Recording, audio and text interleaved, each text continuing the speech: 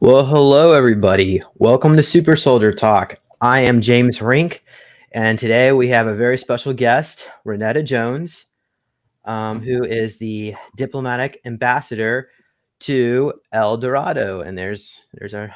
I actually got these labels working today, but let's see here.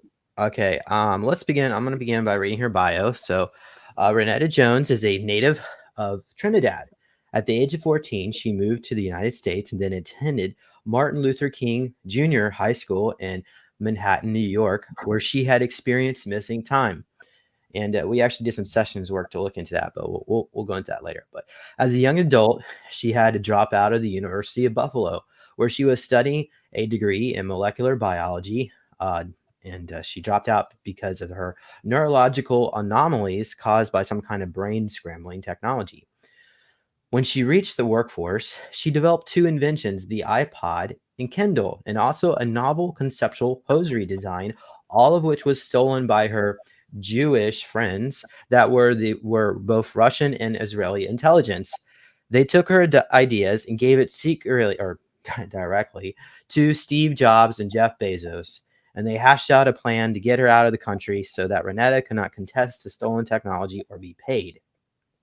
Eventually, she moved back to the United States and began to work as a certified administrative professional at the United Nations and other government agencies in New York City. In 2004, Renetta met with the disgraced fashion designer Peter Nygård, who has shapeshifted into a T-Rex reptilian in front of her. And maybe we can have time to go into that. But Renetta believes she's an SSP experiencer and has contact with extraterrestrials throughout her life. She's a medium portal and has communicated with beings from inner Earth. We've had contact with Isis already. We've had contact with some the beings from Yoguni, and today we have some information to share with a conversation between King Oban of the Kemet civilization located underneath Trinidad, which is known as El Dorado, which apparently is all real.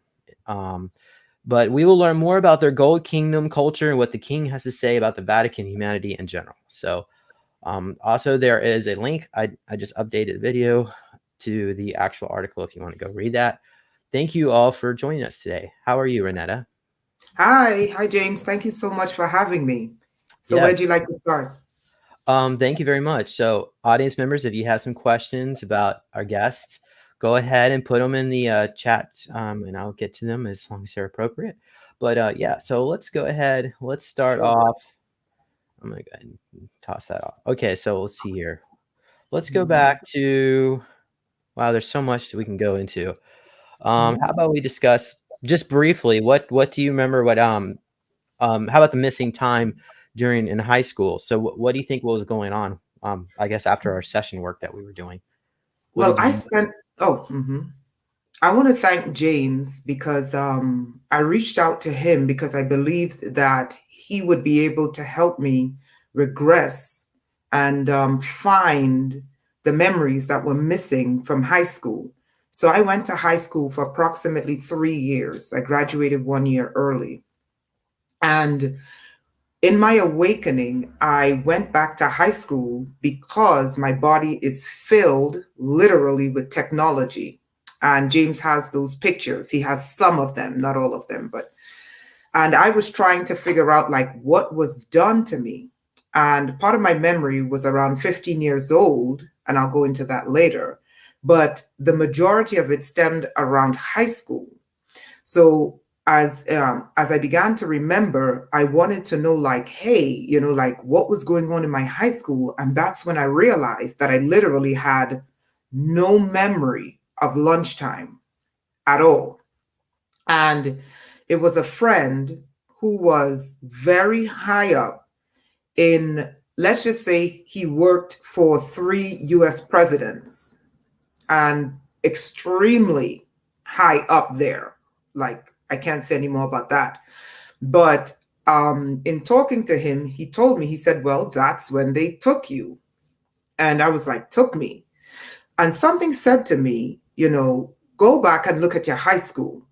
And if you go into the courtyard of my high school, there's a giant black cube on 66th Street. And on that black cube, they literally made the face of a person And the face of the person on the left side is all cybernetics. On the left side of my body is all cybernetics. And barcodes, chips in the teeth, cybernetics for the eyes. And this was built in, I think, 78. Okay? So he was telling me, because of his background as a cryptographer, he was telling me the meaning of some of the codes on that cube. Now, the interesting thing is the codes on the cube was related to Martin Luther King Jr., right? And civil rights, but that was the outer working of the codes. But the inner working of the codes, Is this it? that's a black cube, but that's not the black cube from my high school. So what you do is you type in Martin Luther King Jr. High School, Manhattan. I should have sent you the pictures, right? Yeah. Well, you did, but they're not in my notes. But okay, that's the black cube. Okay, you see the face on the left side? That's it. That's the cybernate. This. Okay, go to the other side. Not that one. That's the other. No, that's the right picture. No, go back to the first picture. Right. Okay. Not the circle, but the rectangle. Up. Go up. That's the cybernetics where the eye should be. Okay. If you go down, the squares at the bottom. Okay. To the right. Move to the right. Okay. That's cybernetics in the tooth. Okay. Now, if you look at my CT scans, MRIs of my brain, you'll see the cybernetics in my head. Okay. I had cybernetics in the exact same tooth that is on that black cube. I have cybernetics, a whole system in my pelvic area. And then I found out last year when I went to Arizona, I sent James the video. James, if you want to pull up the PowerPoint presentation. Okay, yeah, that's the cybernetics in my brain. So you can zoom in and see. Do you want me to bring up the PowerPoint, or should I just display these pictures? Yeah, you can display this because that's the cybernetics in my brain magnified. The 4, yeah, there we go. Okay, the 4 white dots and the long white dot that looks like a rice. So that's the cybernetics in my brain. Is that right? So these white dots should not be there? No. And the thing is, doctors would say, "Oh, that's calcification." No, it's not, because calcification should not give you a signal. And I have the signals for what's in my body. Okay, this one, if you zoom this one out. Okay, so if you go to where the junction for my eye is, where the eye and the brain meets on your left. Okay? Over here? That's cybernetics. Yeah, go up. Go straight up. Now go left. Right there. Okay, now go to the right. A little bit to the, that's it. That's all that cybernetics, right? Go all the way to the right, to the red circle.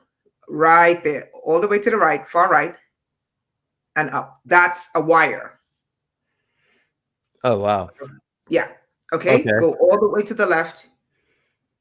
Okay, go up. And now left. Go straight left. That is for audio. So like if they're communicating with me, I can hear through that device. I literally hear through that device, the implanted. Okay? These are not calcification. This is not calcification. This is technology. Okay? So you can go on to the next photo. So these are some of the experiments. Okay, this one you can see. Okay. So if you go to the top, all the way to the top, under the S. Okay, under the S, that's technology in my brain. So this is the top of your head? Yeah, that's the top of my head. Okay. Mm-hmm. That's technology. So between the right and left, corpus callosums. What? I guess they're trying to hijack that, or monitor it. Yeah. Okay. Yeah. All right. Let's go on next. Yeah. Oh, sorry. If you want, you could do the or maybe that's. Oh, there's one in my pelvic area that you need to see. You can move on from that one. This. You can move on from that one. That one. You can zoom that out. Okay. You see the magnification in the giant square? The big square on the screen. Okay, you see that? That's a chip in my pelvic area. Where is this cross section on this? Okay, that's the right side. So it's somewhere over here that we're looking at? No, it's exactly where the big square is. Okay. Yeah. Okay. Up, go up. It's inside of that square because I'm just magnifying it. But where is this? What is the magnification on this image here? I think it's 400, 200 or 400 magnification. I know. Okay, but where in this image is this? Is it? Yeah, the magnification is over the chip, so it's exactly where it is. Okay. Yeah. Oh, there's you. All right. So, I had these pictures of stuff coming out of you. I guess I'll post it, but audience members, if you're squeamish, you may want to just close your eyes. Yeah, you may want to run. I mean, it's not blood involved, but she's got some Morgellons stuff going on here. Okay, my screen share. Okay, here we go. Okay, that's not Morgellons. That's okay. So what that is I went to go get. There's a whole grid, both alien and government technology, in my left pelvic area. Okay. And that is where they used to track me.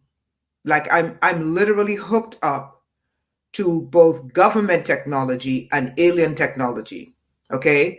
And the government technology allows them to hook me up to satellites. It allows them to hook me up to cell phone towers, cell phone antennas. Okay. So I was trying to get this shut down. So I went to a scientist and he built a device. Technically, I should not have been burned.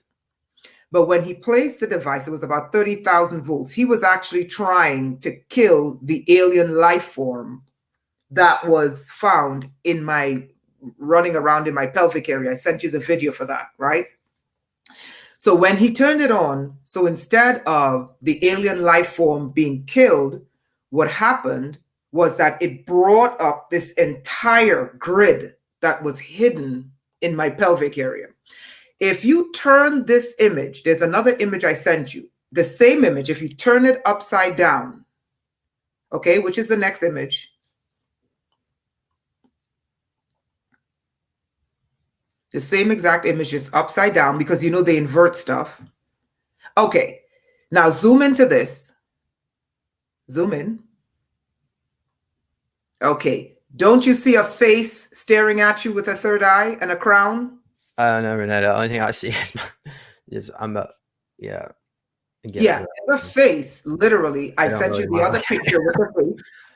And this is hidden in my body, under my skin. Okay. This is not what is it? What is it called? Morgellons. This is not Morgellons. That's the face. Okay. And that grid was hidden under my body. Now, here's the crazy thing. If you were to take this same photo, right, upside down, okay, the original one, okay, and you were to align it to Sirius, the star system, it looks exactly like the Sirius binary constellation. It's the exact same constellation. Okay, right. That is what was hidden under my belly. Okay, now if you go to the PowerPoint, PowerPoint presentation I sent you, because I want people to see the alien life form that is inside of me and know it is not parasites. Okay, because we tried to kill this thing with parasites and it got bigger. It's not a parasite. We tried to kill it with 30,000 volts. And that's the reason why we had to go to Rachel, Nevada. We went to Rachel, Nevada, to Little Alien, because the people there knew this type of alien species, this alien life form. In fact, if you go to Rachel, Nevada, in their book, they have a catalog of ETs that people encountered. And one of the ETs that they had to extract from someone's body was similar to the one that is in my pelvic area. So they told him, they said, listen, 30,000 volts is just going to irritate it. And that's why I have those radiation burns. He said, in order to kill this thing, yeah, little alien. But I sent in the PowerPoint presentation I sent you. Yeah. Yeah. It's Misha Johnson. I'm sorry, but continue on. I can take these off if it distracts. No. What I'm saying is in the PowerPoint that I sent you, yes, that's bringing back memories. By the way, when we got to little alien, yes, we used harmonic resonance, but it didn't work. This is a very advanced alien technology. We did use harmonics, and what it did was basically at 30,000 volts, it ripped apart its spindles, okay, its arms. And when we removed the voltage, okay, it started soldering back its body parts. Okay, we watched it on the screen solder its body parts using some type of electrical current. We literally saw it, and that's in the video I sent you, like bzz, bzz, bzz, bzz, bzz, and then it soldered its body parts. Yeah, I don't know where that video is. It's kind of buried, but I got your PowerPoint presentation. No, open the PowerPoint. Oh, okay. Yeah, it's in there. It's the first, the second slide, the link in that slide. So we can show the people, yeah. Okay, go to the second, yeah, click that link.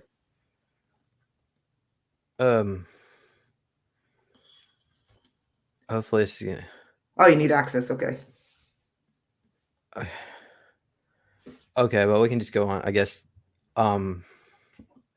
Face of another being. Yep. So what was this? What are we These are some implants. Okay. Yeah, but I really wanted you to see, and you could literally see the creature in there. Okay, I'll try to get this. Oh, let's see. Oh yeah, we already looked. Yeah, there's some. Yeah, this is. Yeah, those are the burn marks. Yeah. Okay. But. Okay, I want to show you this. Yeah. Okay, these are burns. Okay, so you saw the burns on my skin, right?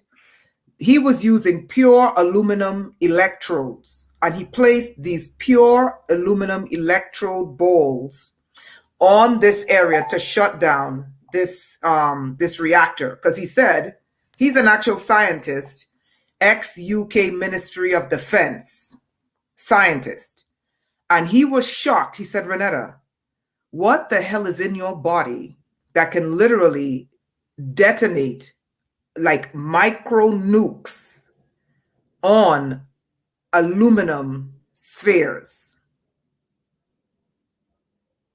Okay, so that literally, and these are some of the burn marks. Okay, after he did this session with you. Yeah, because this is what was hiding under my my skin. I mean, it's healed now, but this is what was hiding. So I wanted to give you guys, I wanted to give you guys that so you guys could kind of see, like, and I really was this very painful?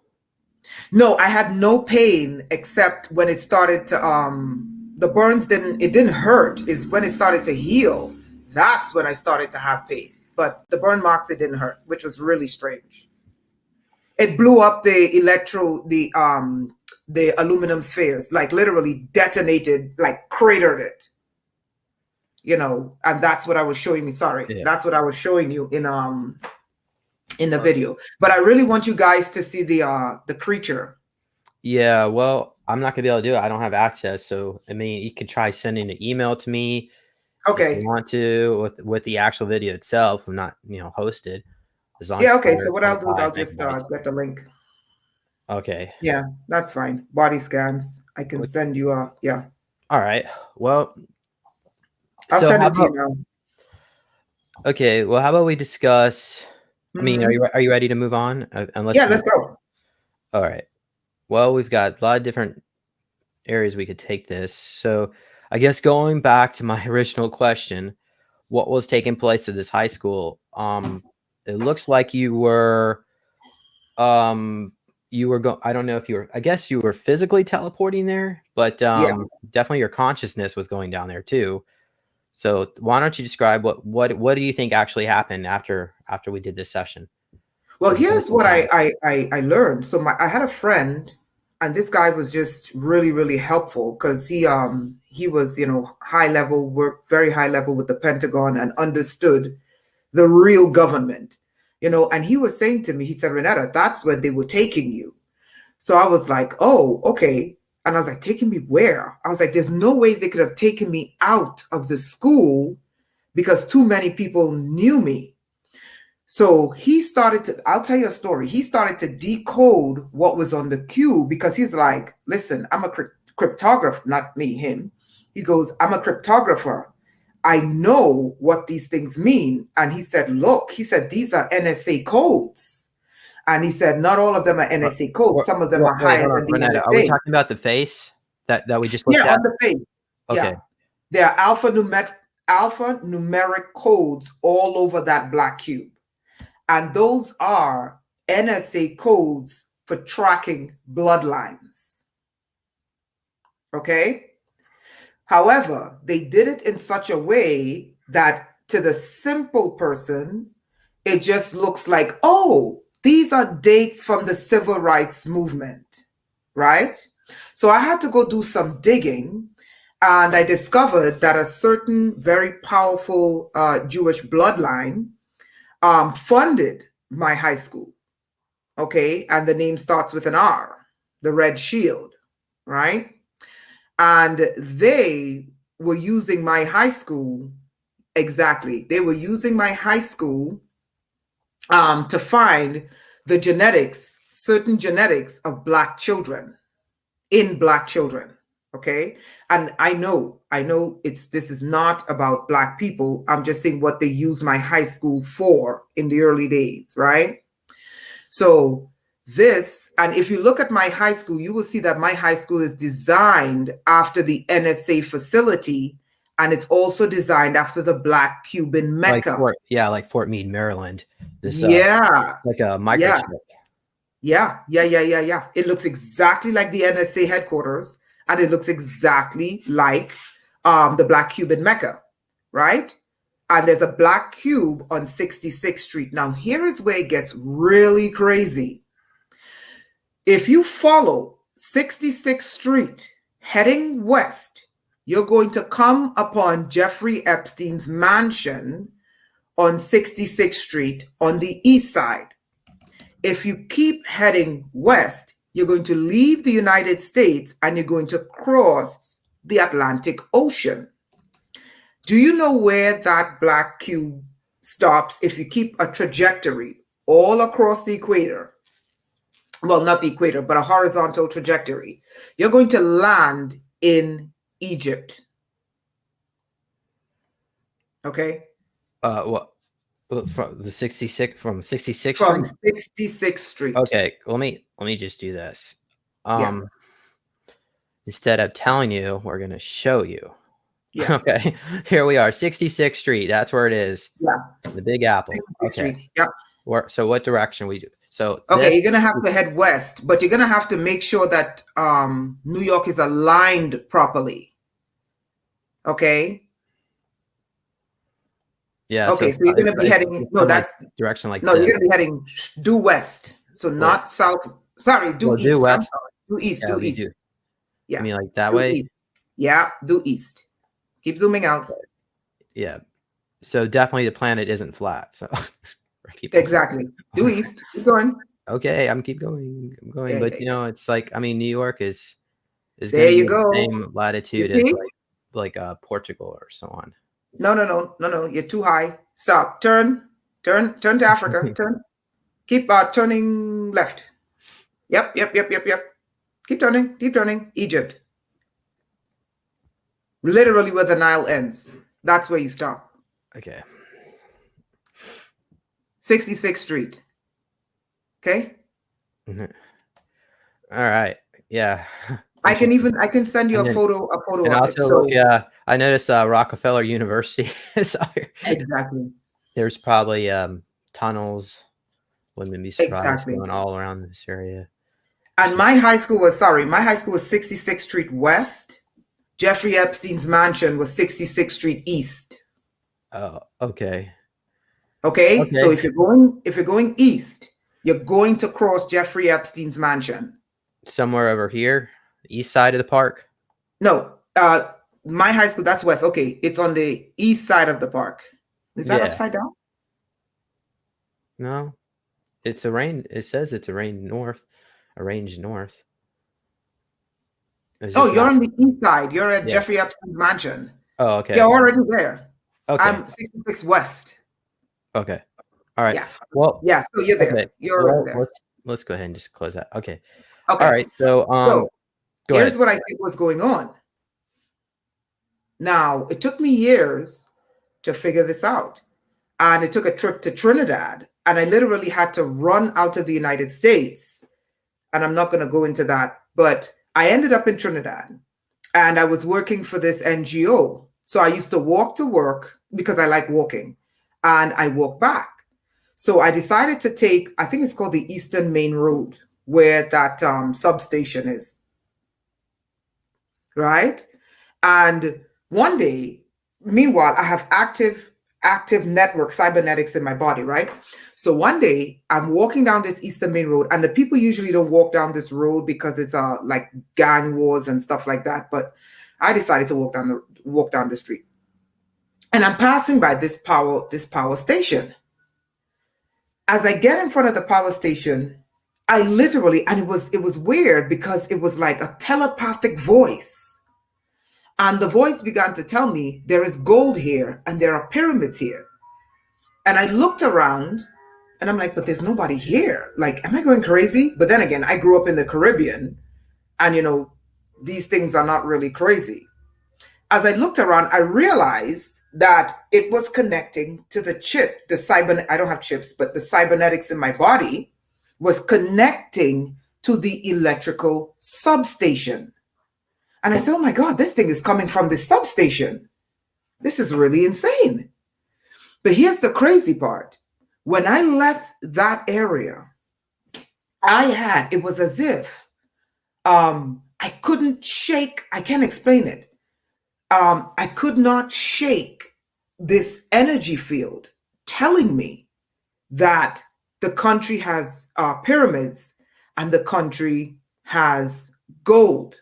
I couldn't shake it. So I tried to put it off. And then I said, okay, let me go do this, walk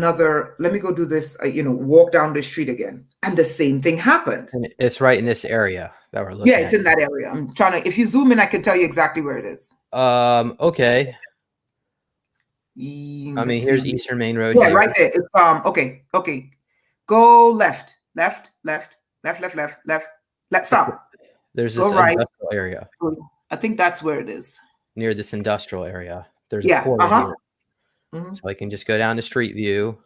Okay. See what Trinidad is here. Yeah. Okay. No, you're gonna have to zoom back out. I picked the wrong area. Oh, okay. Yeah.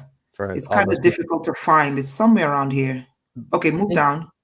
Go down. Move to the right. Mm-hmm.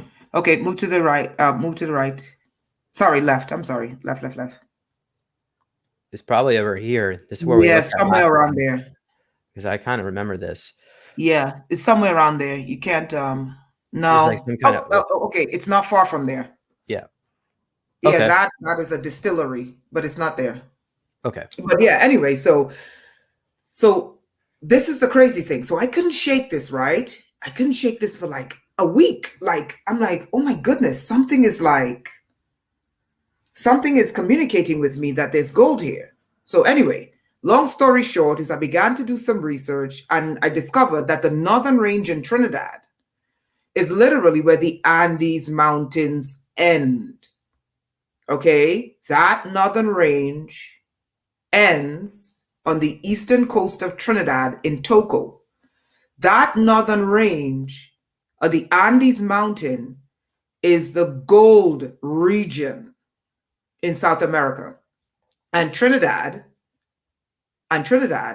is literally, right? Trinidad broke off. It's more South American than it is Caribbean, right? Okay, so look at this. So not only that, I also discovered that there are 3 pyramids in this area. Okay, you can see them clear as day. 3 pyramids in this area, one of which is in Scotland Bay, the next one is in Mahot Bay, and then the other 2 is in what you call Monos and Huevos, those 2 islands off the coast of Trinidad. So when I got back to the United States, I said, okay, there's something here. And that's when it hit me. Now, if you go to my high school, right? And I'm going to teach you guys something. If you go to my high school, on the block where my high school is, there's only 2 buildings, right? My high school in the front and Con Edison electrical power station at the back. Now, this was there at my high school all these years. That power station was there for many years. Now, get this. When I went to Trinidad in 2015, years later, it was near a power station that I had this experience that there was gold in Trinidad and there were pyramids. So, what does that tell you? They are looking for something when they put technology in people's bodies. And I believe that part of the reason why they put technology in people's bodies is because they know that some of these ancient civilizations, there is some sort of connection to finding these civilizations. You're going in the wrong direction. You got to go down. You were going right the first time. Yeah, down that way. Keep going down. Down, down, down, down, down, down, down. Yep, that's it. That's Con Edison. Okay. Now, did you guys see that connection? So power stations plus cybernetics opens portals. Power station, cybernetics opens portals. But I think There's a great comment that it has to do. Mm-hmm. Say that again? Yeah, ley lines. Precisely, right? And I think they need certain DNA because the people living there are not complaining that something's telling them there's gold there. I was. Now let's get started. So that happened in 2015. So fast forward to today. Today's topic is the diplomatic mission to El Dorado, right? And I know a lot of people have their religious views about every civilization prior to the flood. Okay, I am not going to dispute if the flood happened. I know it happened. The flood is real. The Native Americans have their stories about the flood. They don't call him Noah. The people in Asia, they have stories about the flood. Okay, the people in Africa, the tribes in Africa, they have 7 floods. So the flood did happen. What I do not, in my personal opinion, I do not believe that my savior is coming from a person who's Jewish. That is not me. Okay. And I also believe we're going to save ourselves, but that's neither here nor there. So the flood did happen. Here is where I have a problem with the flood, the problem with the current narrative about the flood. The current religious perspective about the flood is that all the civilizations prior to the flood were Nephilim eating humans. No, I don't think so. I do not believe all the civilizations on Earth were violent, warlike civilizations and they were busy eating people. These were very advanced civilizations. And we even encountered Isis, and one of the questions was to her, is she Anunnaki? And she got really offended by that because she says she predates. There's a lot of civilizations that predates the Anunnaki, which people don't realize. He's absolutely right. Go ahead. Yeah, go ahead. No, please go ahead. Well, and even King Oban was saying that there's a lot of antediluvial civilization, which pre-flood civilizations here on this planet, that the Vatican, the Bible and the Vatican try to suppress, pretend like they don't exist, and they project to the populations of the planet that I guess we're the only ones here, but they want us to know that they're here and that they didn't get destroyed. So Yeah, there was civilizations before the Anunnaki. And from what I was told, again, I can't prove this, but there are writings to prove this. Like, for example, when we encountered Isis on our first astral travel, Isis told James, funny enough, James is JR and I am RJ. Very interesting. Very, very interesting. Right? Okay, so watch this. So Isis told James, in fact, no, I am not Anunnaki. I predate Anunnaki. And she said that she was the creator of the maternal lines, meaning the lines that created the women, meaning that women, in her eyes, had their own creator. And to me, it would make sense.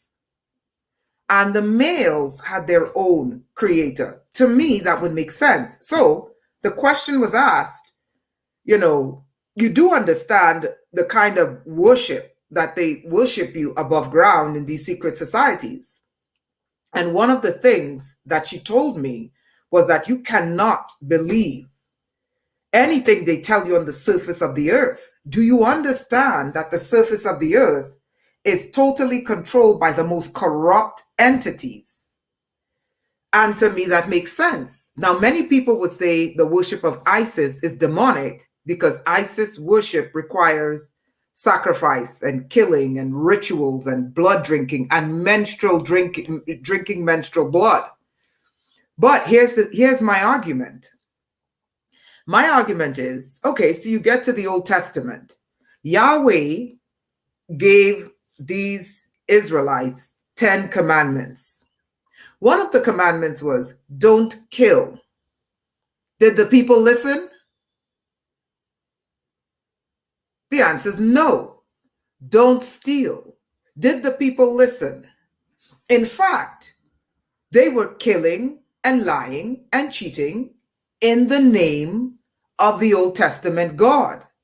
So with that said, it makes sense to me when Isis said, listen, I predate the Anunnaki in that I am of the maternal lines. We are the lines that created the women, and these lines were abolished from the earth. And they're saying that it was abolished because Isis worship was corrupt. Yes, but have you seen the last 2,000 years of what they were doing in the name of Christianity, in the name of Jesus? So are you going to blame Jesus for 400 years of slavery? They used Jesus to enslave people. Are you going to blame Jesus for exterminating the Native Americans? That's how America was colonized, under the banner of Jesus. Are you going to blame Jesus for the actions of men? No. You blame men for the actions of men.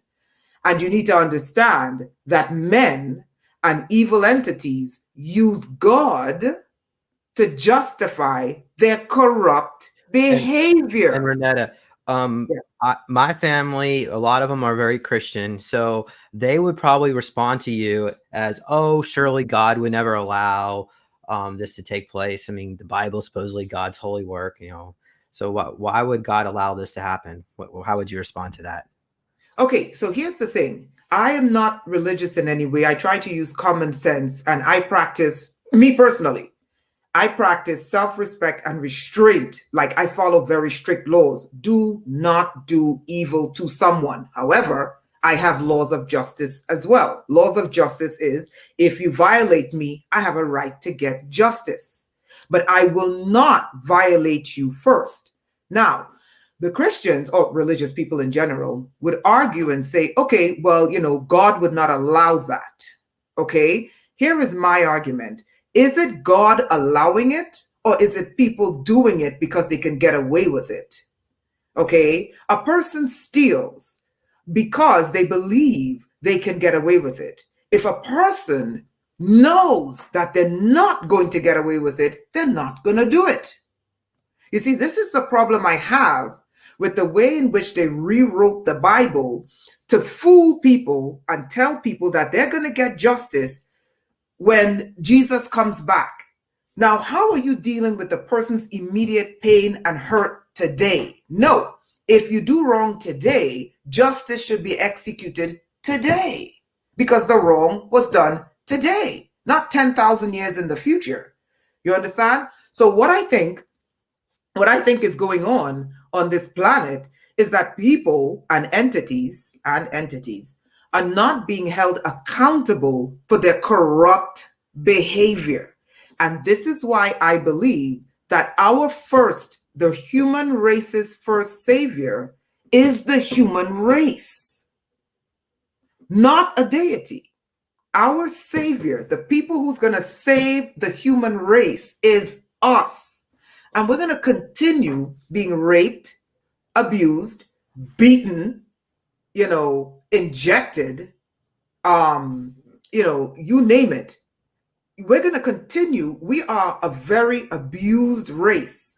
And I think it's going to slavery. And I think it's going to continue because we haven't learned the lesson. Our salvation comes from us first. That's what I think. I thought you were going to say within, but yeah, within. Okay, yeah. So Jesus didn't die for our sins. He died because humanity sinned against him. Okay, listen. Would you agree with that? If I were to shoot you, did Jesus get killed? I don't know. If you shoot me, I mean, they tried to actually go. They went back in time to try to kill him through Montauk, but no, seriously. Okay, let's say I have a gun, hypothetically, so the AI doesn't go crazy. Hypothetically, I have a gun. I shoot you. Who's getting hurt, Jesus or you? I guess I would be getting hurt. Okay, you would get hurt. So how did I sin against Jesus when I shot you? I sinned against you. Yeah, okay. Because I committed the crime against you. That is what I mean when I say the religion, the way in which they rewrote these books is to absolve the criminals of accountability. Makes sense. You following? Well, Renetta, we've got lots to discuss. How about we go? Let's just quickly finish the ISIS stuff because there's a few more points. We may need to just do a two-part series on this, but that's fine. So let's see here. So through the so ISIS was telling you we monitor all our children and that you're part of their bloodline. This group of ancient ones, the maternal ones, I guess they refer themselves as. Yeah, and I don't think I would be the only one. I would think that women descend from the ISIS bloodline. That's what I'm thinking. But I think she probably have direct relatives because she said we are from the maternal lines, the lines that created the women. And she said this is what they wanted to hide from women. Now, let me give women an example because they're going to bash me, the Christians. Women, when you go through a menstrual cycle, can you have a conversation with a man about your menstrual cycle? No, you can't. You can only, well, let me take that back. Today men are having babies anyway. No, I'm sorry. No, you can't. Why? Because you're a woman.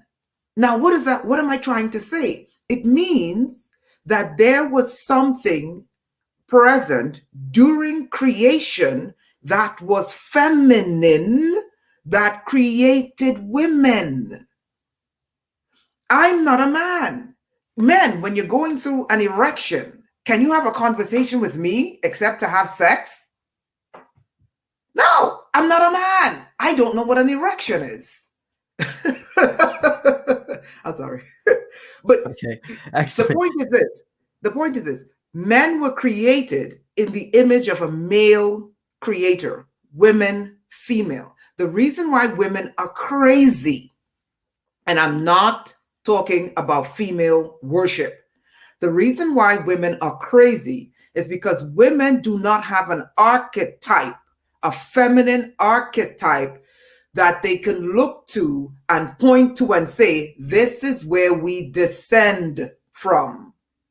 No male God is going to understand what it's like being a woman. And no female deity is going to understand what it's like being a man. That's the point. Go ahead. All right.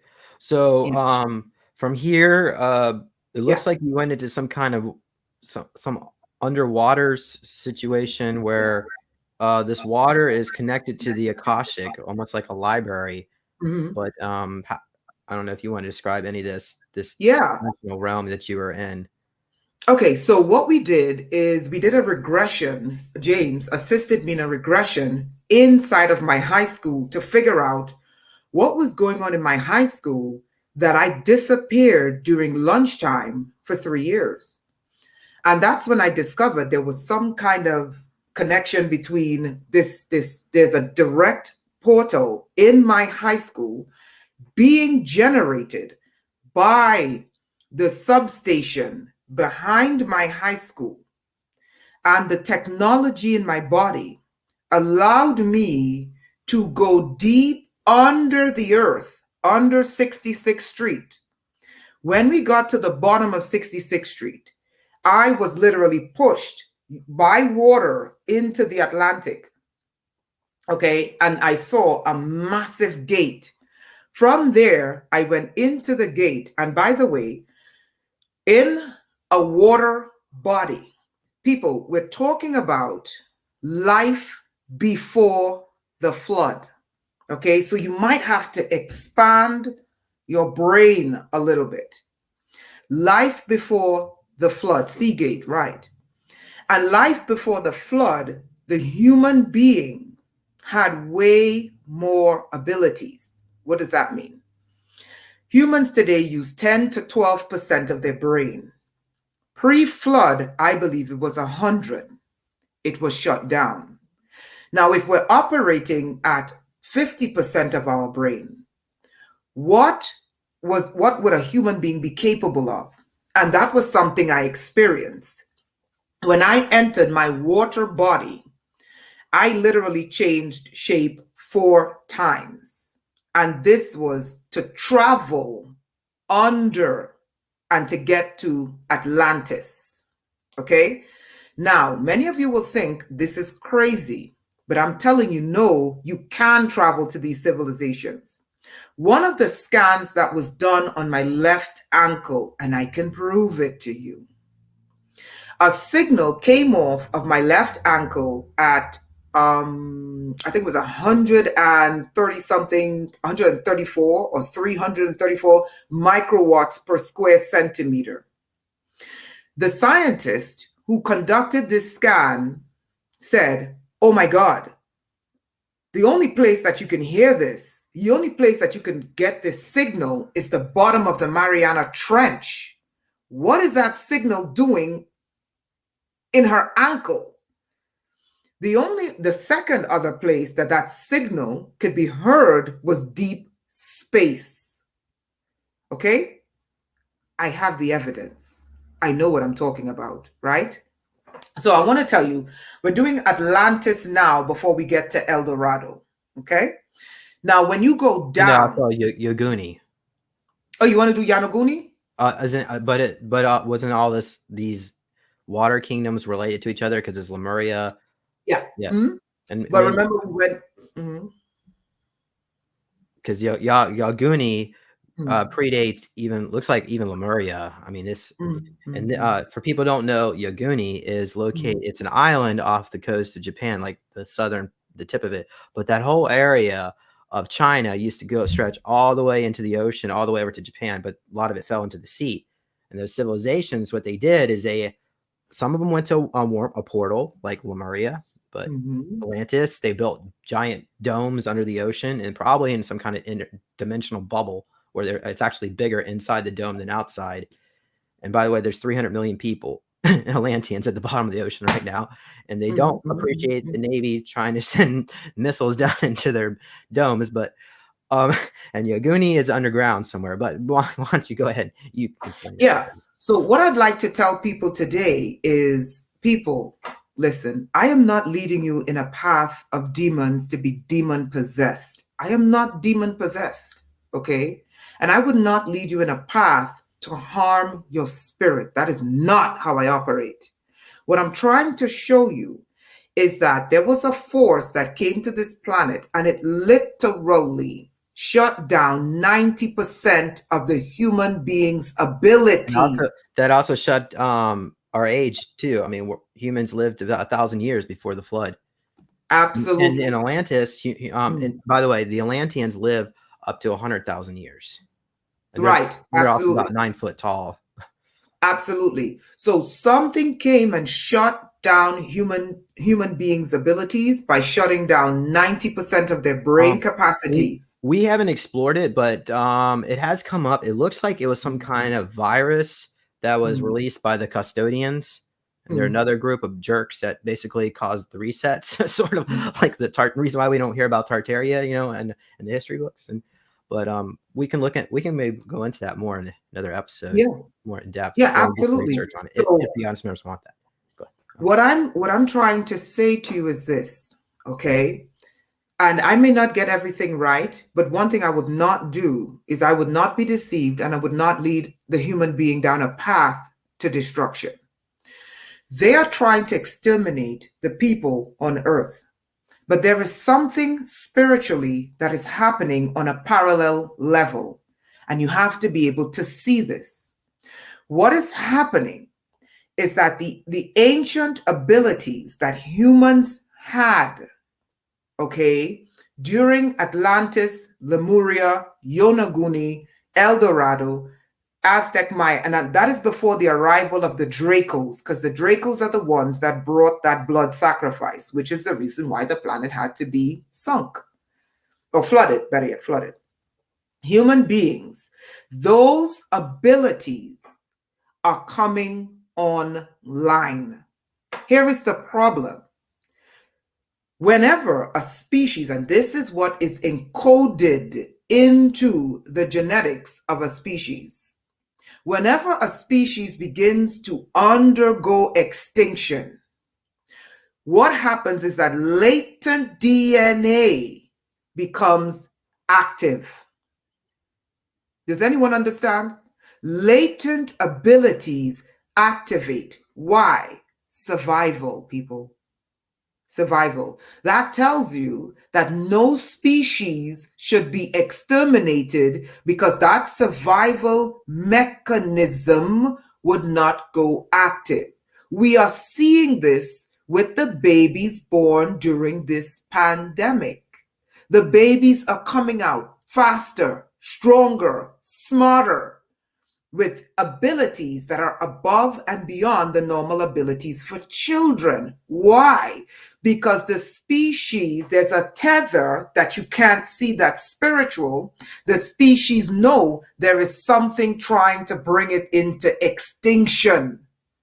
So for people saying it's all demonic, then this conversation may not be for you.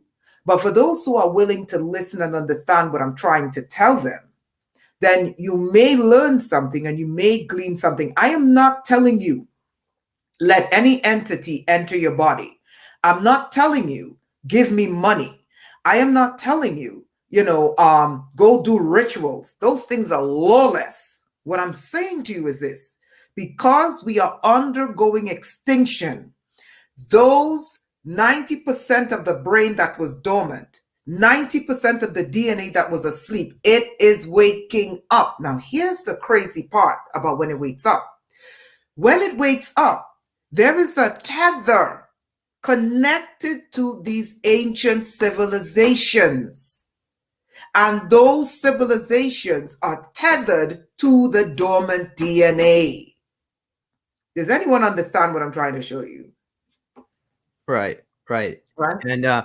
And King Oban wanted you to be the ambassador, and not really me, for us to share it, because he said that I was connected to the Aryans and the Nazi aspect, which, by the way, I'm not racist at all.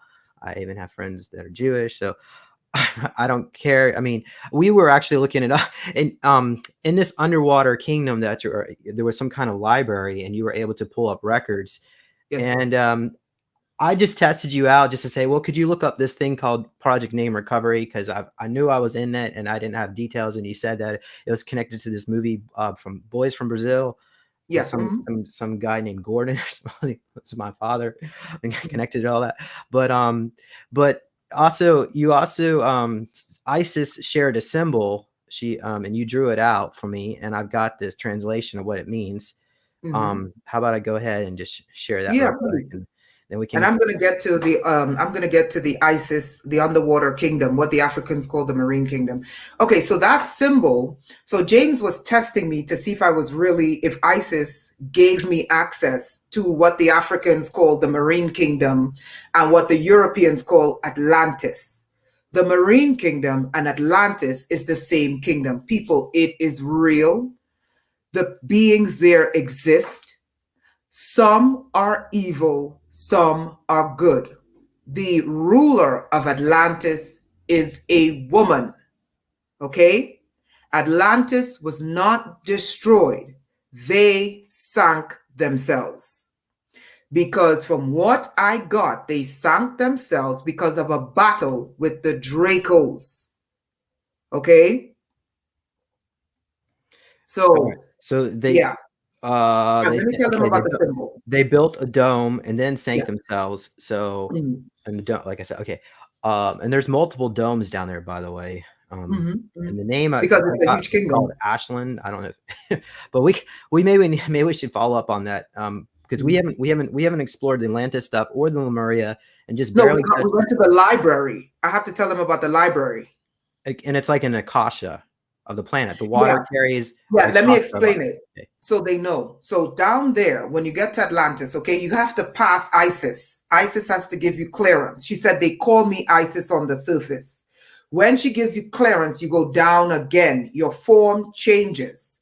So your human body is this physical body, okay? But your water body is a totally different body. Okay, so you're literally changing forms to get to where the library is. Okay, down there, I saw a technology that was a living library. It was living water. Okay, meaning that the water stored information. The information is everything that ever happened on Earth. Period. Okay, now I'm going to tell you what's interesting. The regular seawater, the texture of regular seawater is different from the texture of this living library. The living library is literally like a gel. Okay? The water down there where the library is a gel. And when you're standing in front of it, it is communicating with you in your brain. You don't speak. Okay? No, that's Lemuria.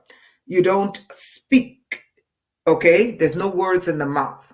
So you have to be careful what you think, because whatever you think, the library will pull it up on the screen.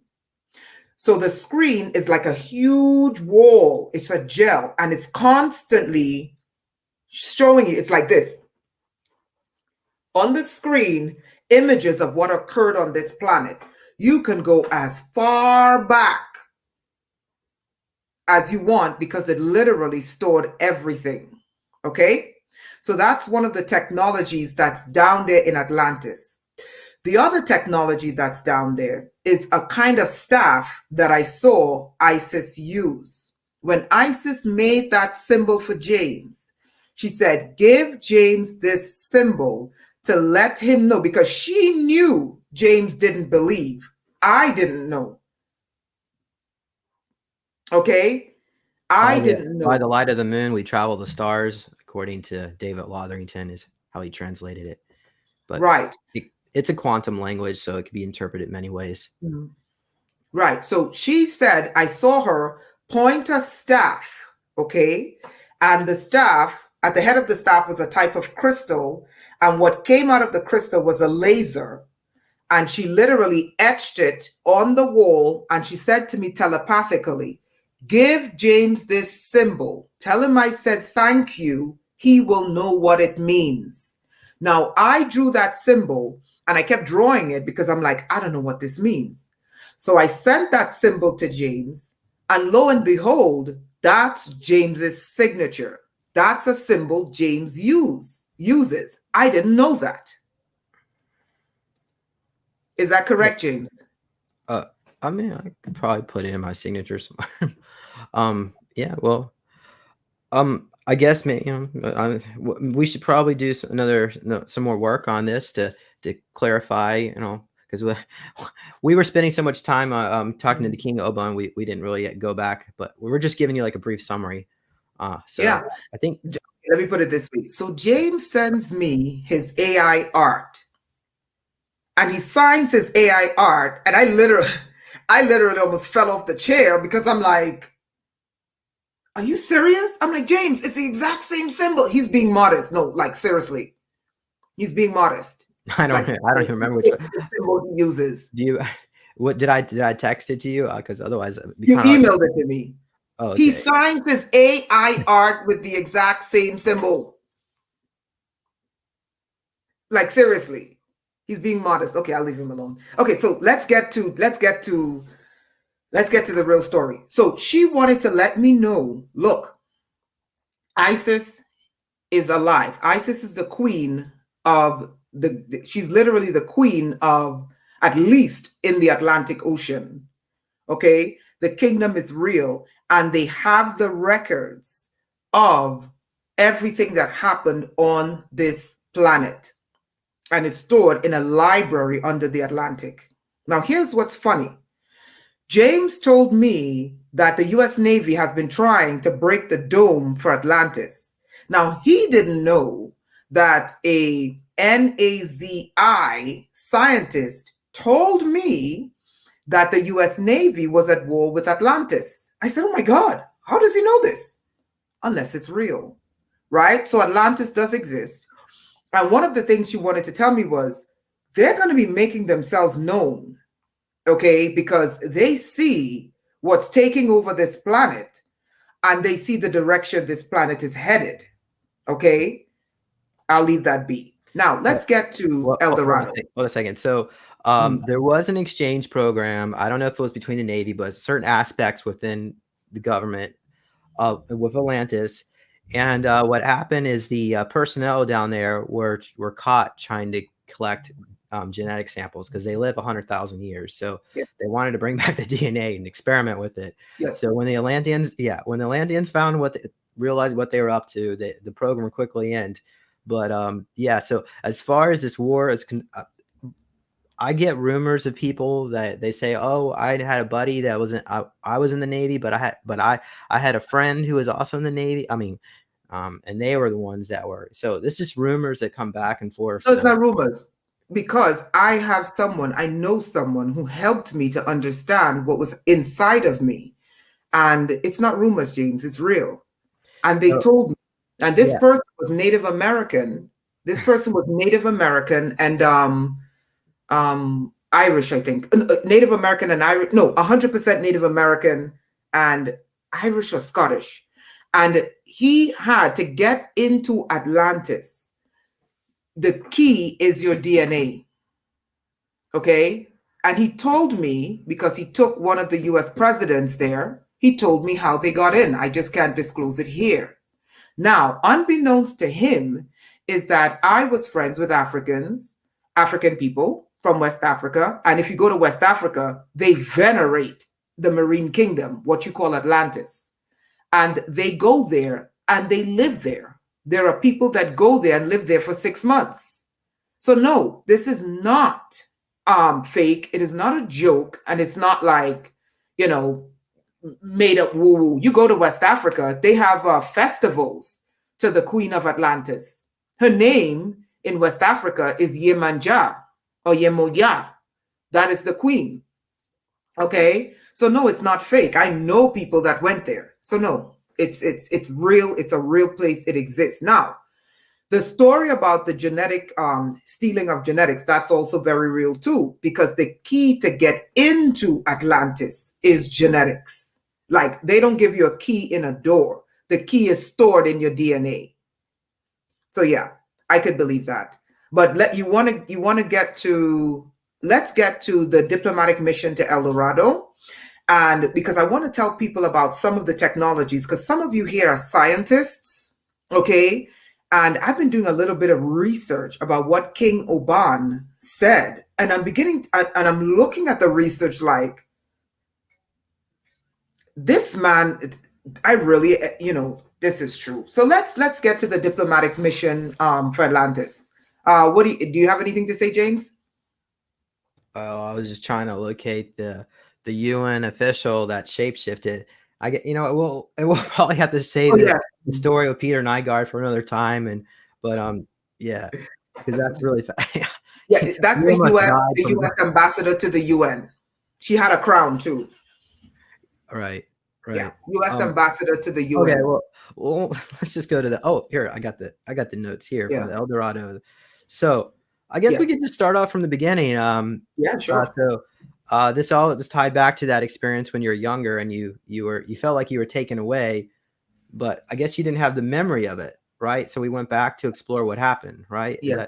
Or maybe not. It's not really the memory. Is like you felt like there was something there. So we went back to this spot and this substation on Eastern Main Road, I think you said. Yeah. Okay. This portal. And all right, so when you show up in the portal, it looks like they were already there. There was two. Yeah. I think you said there was one person or two people were waiting. I think it was one diplomat that came to meet us. Like they were waiting. Yeah. So okay.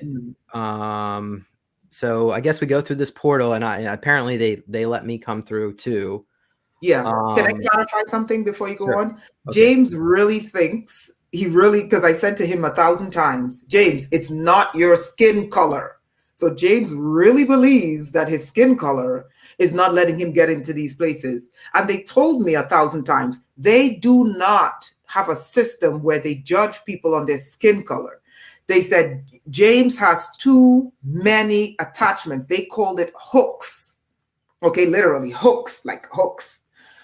James has too many attachments or hooks to NAZIs and other nefarious forces that they have been dealing with that have been trying to take them over. And they didn't want James to get manipulated. So they said, listen, yes, he can represent. However, it has to be like this. You have to do it together. Does it make sense? So James, again, it's not your color. Color is an earth-based reptilian garbage nonsense foolishness that I almost fell for too. Go ahead. Okay. Yeah. Thank you. Well, and King Oban, I think he probably spent half his time complaining about the Vatican. We're going to get into that. We're going to get into that just a bit, but we just start with the portal itself. What did the portal look like? Was it like white and then turned pitch black, or colors, or? Oh no! When you enter the portal, okay, it's jet black. You can't see anything, and then all of a sudden, it's like a break. Like it starts breaking, like this, and then in front of you, you start seeing like glitter. Okay. And then when your eyes begin to fixate on what you're seeing, you're in a massive city and it's pure gold everywhere. The gold that literally looks like the sun. Yeah. All right. So let's see here. We'll go. All right. We meet this guy. They're about 9 foot tall. Yeah. And they look, I guess I would say, not just really Egyptian, but like a really darker skin than an average person you would see in that part of the world. No, he wasn't Egyptian. He was just thin and tall. Okay. Because they're not really eating food. They eat gold or drink this liquid gold. But I don't know what their food habits were. But what we do is for life and for spirituality, it was gold. For life, spirituality, and health, it was gold. Well, they probably don't have hydroponics. Do they have hydroponics? Remember, we didn't go to see like what their food was like. What we went to see was like some of the technology they used to build the city. We were told about their spirituality because they wanted to emphasize their spirituality, because what's going on above the earth is affecting their spirituality where they are. because of what they call the wave. They don't go by numbers, they go by a wavelength. So for them, it wasn't about just food, how this is how we eat, this is how we dress. It wasn't cultural, it was more spiritual. Well, and they wanted to extend yeah. that level of spirituality to the human race. Renetta, let's go into that just a bit. Let's just start off here first because so this civilization seems to be connected to civilizations all over the world that are pre-flood, antediluvial. Egypt, Cappadocia, and Turkey, Baghetti Mountains, the Himalayas, and Russia, even the UK. And by the way, the war, what you're being told about the war in the Ukraine is not what it's apparently. You want to explain it? So what they said to me was that under the eastern part of Ukraine, actually they showed me, they said there are subterranean cities that go all the way up into the heartland, literally, I think all the way up into the capital of Russia, Moscow. And they said this is the reason why there's a war. So they're not telling you the truth. They said the war in Ukraine is really an underground war. And the entities that are after them is the same entities that are trying to get to Russia. By the way, I went to go do some research. Do you want to know where the largest gold mine is in Europe? Gold mine, because we're talking about the Gold Kingdom. Take a wild guess, anyone. Maybe it's in the Ukraine. It's in the Ukraine. Wow, I would never. The largest gold mine in Europe is in Ukraine. That told me that we did encounter King Oban. And that's what the war is about. That's one of their satellite colonies. Yeah. The largest gold mine. It's the largest gold mine in Europe. Yeah, and I think that's what they're fighting over. All right, let's continue on here. Let's see here. So, all right. The joke called the flood. Yeah. Okay, so they thought it was hilarious that, the Bible, and they blamed the Vatican for this. They thought it was hilarious that the Vatican convinced Christians that the flood was used to destroy them. And they laughed. They said, we're not destroyed, we're still here. How could you destroy everything? They said, how can you destroy a fish? How can you drown a fish? We're still here. So they thought that the whole concept of the flood being used to destroy them was an absolute joke because they're like, we're still here. Right. I got you. Okay, so they said their civilization is 1.2 million years old, and they also can live that long. So, or at least live a million years. Yeah, they live a million years because they use what they called the living gold. Okay, so this is something I want you guys to think about, because I began to think about why did NATO bomb Libya? Libya had two things. Libya had gold and Libya had water. It hit me. Hold on. But the Chinese collect gold, right? India collects vast amount of gold. Okay? India has the Himalayas and they have monsoon. Why would you bomb Libya for gold and water? So some would argue that they bombed Libya for gold because he wanted a gold-backed currency. Well, the Chinese and the BRICS were working on a gold-backed currency. No, it dawned on me. There is water and then there is living water. Where are the Christians in the group? There is gold and then there's living gold. What Gaddafi tapped into was not water. Gaddafi tapped into living water. There is a big difference between water and living water. What Gaddafi was mining in the ancient gold mines of Libya was not gold, it was living gold. And thus the reason why there was a response from NATO. For people who think that living water doesn't exist, why did Jesus say, out of their bellies will flow living water? For people who think that gold, living gold, doesn't exist, why does it say that the streets of heaven was paved with gold. How do you pave with gold unless it has some sort of property that allows you to do it? Think about what I'm saying. So the common gold that we see, like in gold bars and bullion, that is a side product of the actual living gold. Yes, that's a derivative And of the also, actual living gold. King Oban was discussing it wasn't just the gold kingdoms. There's also the oil kingdoms, like black goo. Yes.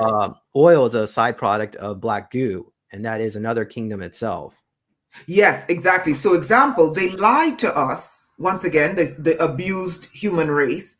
They lie to us and they tell us, oh, oil comes from dinosaurs. What? Oil does not come from dinosaurs. Where does oil come from then? It comes from that, what they call the queen, the black queen, what you call the black goo.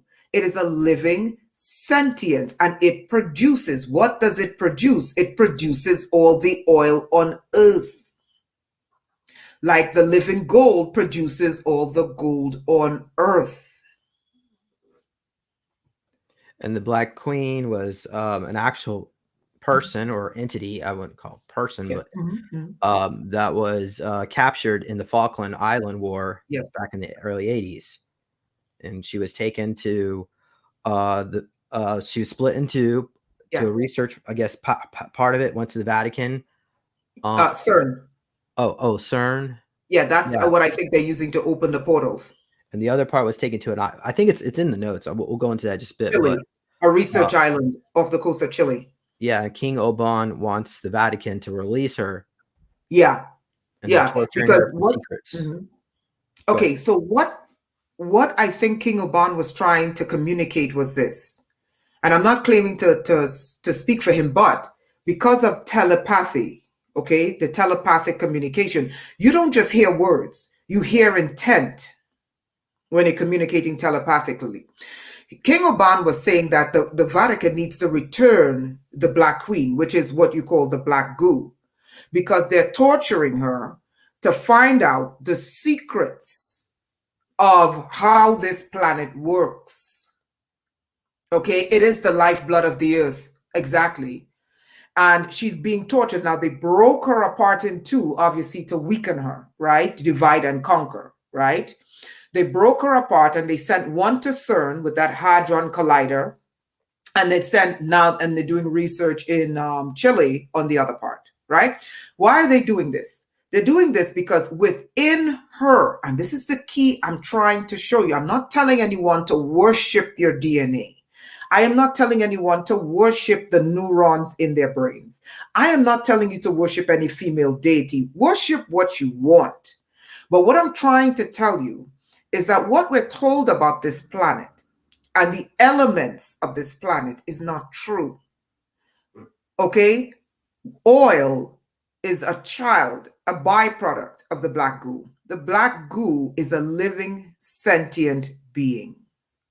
Gold is a byproduct. The gold that is surface gold, okay, is a byproduct of the living gold.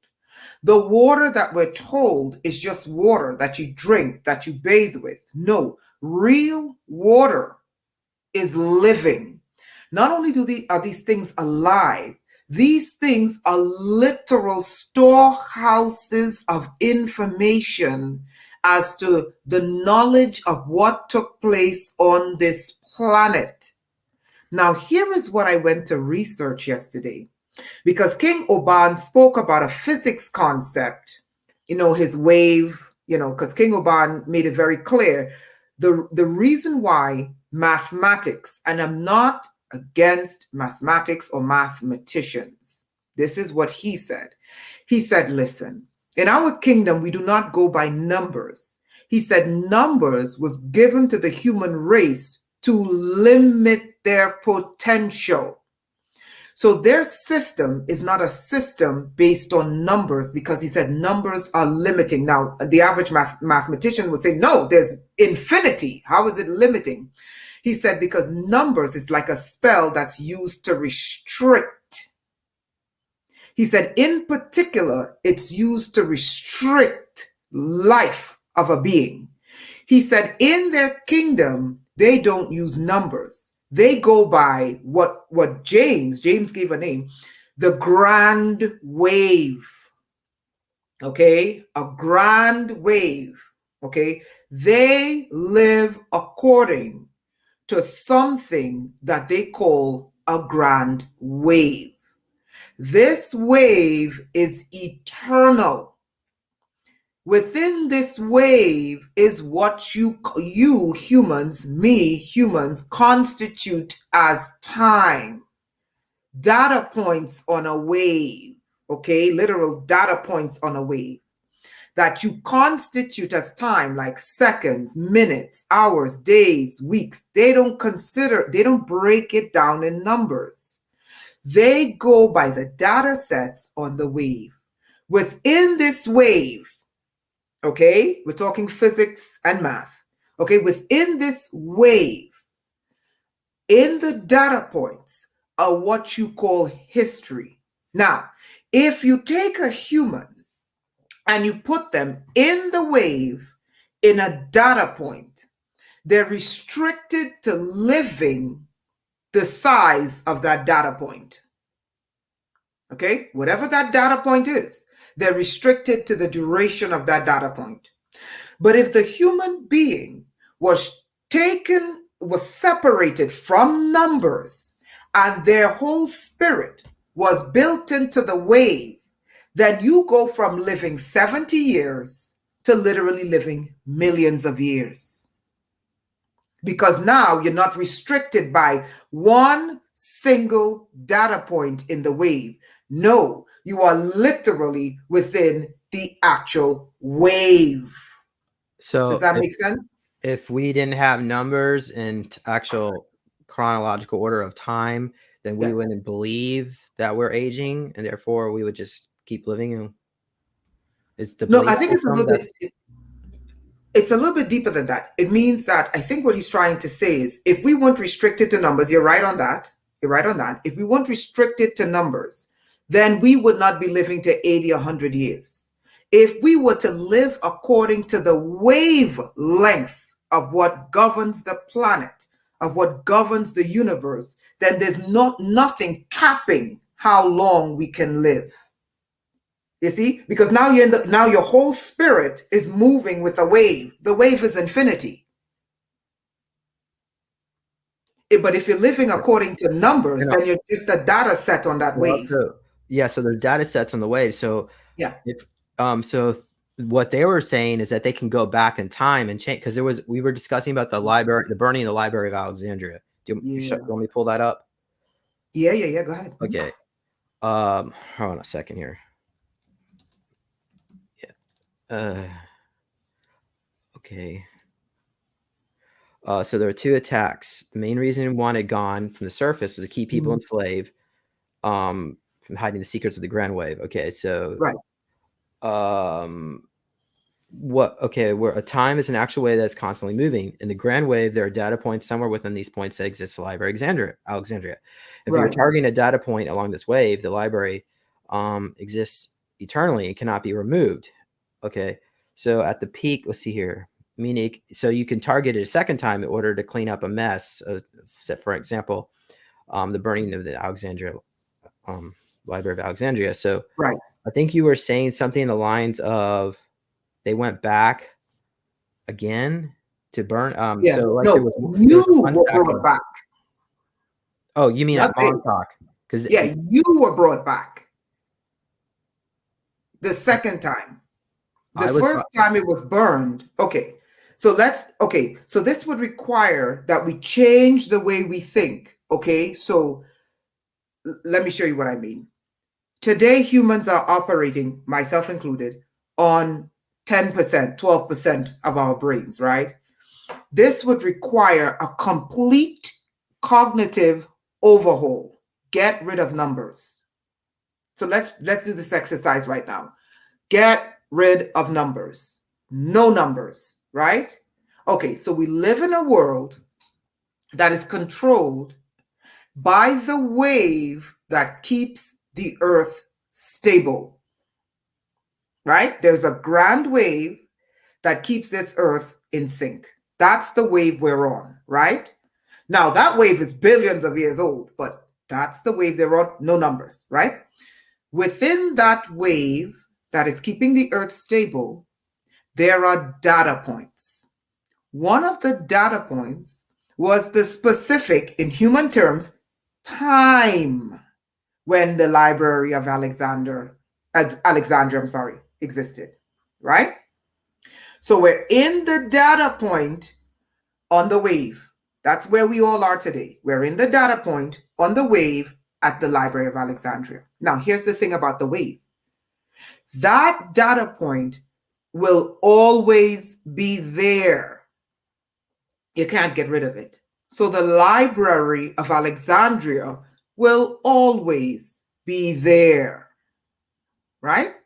Now, someone comes along and burns the library down, right?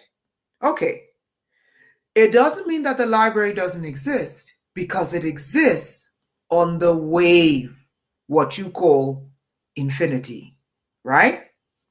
But there is a part in the data set where the library burned down.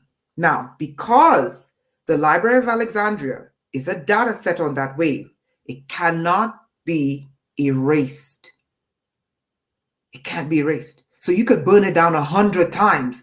It's never going to be erased. Let me give you an example of what we would call this. We would call this deja vu, right? Hey, I've been here before, but I haven't been here before. Why? Because you're still on the wave. Exactly. Your consciousness.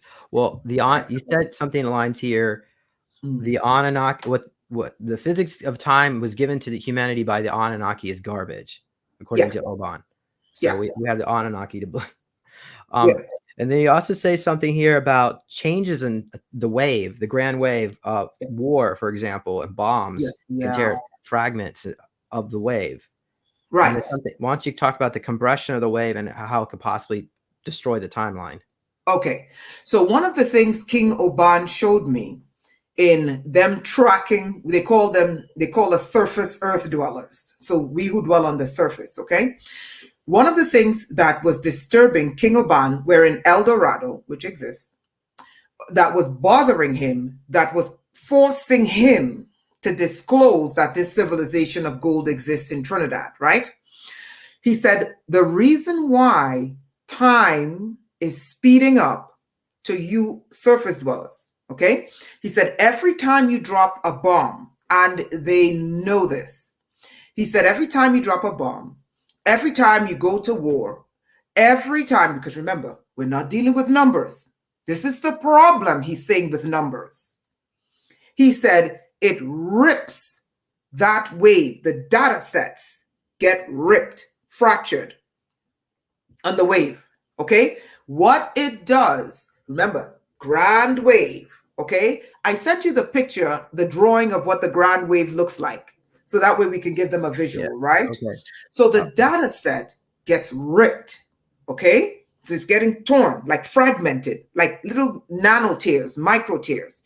He said what that does in the grand wave is destabilize the wave. So a natural wave without bombs, a natural wave without genocide, a natural wave without cuckoo weather. Yeah. Can you rotate it horizontal? Perfect. Perfect. Okay. Let's zoom in. Okay. So this is what King Oban showed me. This is the equivalent of mathematics and numbers to us. This is their mathematics. Okay. The way he described it was a wave. Okay. And this is the wave that controls practically this solar system. I don't know if it controls anywhere else. And I was thinking it was a sine wave, right? Okay, it kind of looks like one strand of DNA. Isn't that something? So look at this. Now, if James were to zoom in, you would see that I drew little lines along that wave, right? Okay, so the little line in the waves is what they call the data sets. What is the data set? The data set is, for example, the time when James was born and the era in which James would live, right? Another data set would be a time when I was born. So this is their mathematics. They don't go by numbers, they go by a wave, right? Okay, so let's say in James's data set, right? That is the period of time in which James and his parents and his siblings are alive, right? That's a data set. Let's say they go into nuclear war, or there's some big war around the time when James is alive. James, his parents, James and his siblings, right? What happens to the grand wave? The whole wave is that it begins to destabilize the wave. Now, the bigger the war, the bigger the tear in the data set. The data set is the time in which you live, right? Which causes the wave to wobble, right? Now, when the wave is wobbling, that's an unstable wave. Now, how does this affect a person on a numerical timeline? He said, in terms of numbers, when that wave that should be stable, all things constant, meaning let's say the wave, let me give you an example. Let's say the wave is going at 100 miles an hour, all things constant, and it's stable. A big war comes, let's say a World War III. Let's hope it doesn't happen. The data set, that is the time in which that war occurs, causes the wave to wobble. What happens? Time speeds up. Time speeds up, meaning that the time, instead of time being stable, and he said, this is the problem with numbers. When you live on a numerical based system, he said, it appears as if the time is beginning to speed up. He said, now here is some other things that's forcing the civilization of Atlantis, the civilization of Lemuria, and the civilization of El Dorado. This is why, because they're in communication with each other, they're saying that they may come above ground. Now, your Bible in Revelation tells you they're going to come above ground. You call them the beast out of the sea. So you've already been encoded to believe that they're evil. Okay, you've already been programmed to believe that these ancient kingdoms are evil. Okay, now watch this. Now, what he's saying, and I just don't agree that they're evil. Okay, so what he's saying is this, and I will get to your point, Russell. He's saying that on a numbers-based system, things that affect the stability of this wave is when there is a de-evolution of human consciousness, because human consciousness is interlinked with the planet. Okay, the two go together, right? The second thing is when there's an advancement of technology, okay, and the people have a de-evolution of consciousness. He said this is what causes the wave to wobble and time to speed up. He said the end result of an advanced technology and de-evolution of human consciousness, it literally comes to a conversion, meaning that the two of them meet at a point, they intersect, okay? De-evolution in human consciousness coupled with advanced technology, they literally are going to be pushing towards each other, an intersection. He said, when that happens, he said, what occurs is absolute destruction. And this is why he wants the world to know, listen, the actions above the earth is not just affecting the people on the surface of the earth. There are civilizations, ancient civilizations, that are being affected by people, entities under the earth. Wow. Mm-hmm. Okay. Let's see. There's so many questions. I'm just trying to figure out where I should begin. So what happens if the time wave actually Mhm. collapses because of the compression ratio is too high? It just, I guess, splinters off, or do we cease to Okay. exist? Okay, here's the thing. Remember, this is a grand wave. It can only be influenced, not collapsed. So you're thinking about literally the frequencies that control planet Earth collapsing, and they can collapse. That's not the wave he's talking about. He's talking about a grand wave. What happens is that the data sets in that wave, things like war, de-evolution of consciousness, advancement of technologies, et cetera, on people who are ill-equipped to deal with those technologies, evil forces, will cause the waves to become more and more unstable. I did not see the wave collapse. If the wave collapsed, we don't have a solar system anymore. Right. That's what I'm Right. assuming. And that's why they want to come out from underground to Yeah. help wake up humanity. And there was Yeah. also, oh wait, here's a good question from Doug. Oh, that's a great question. Time Corp or Time Core. You But know, time is numbers.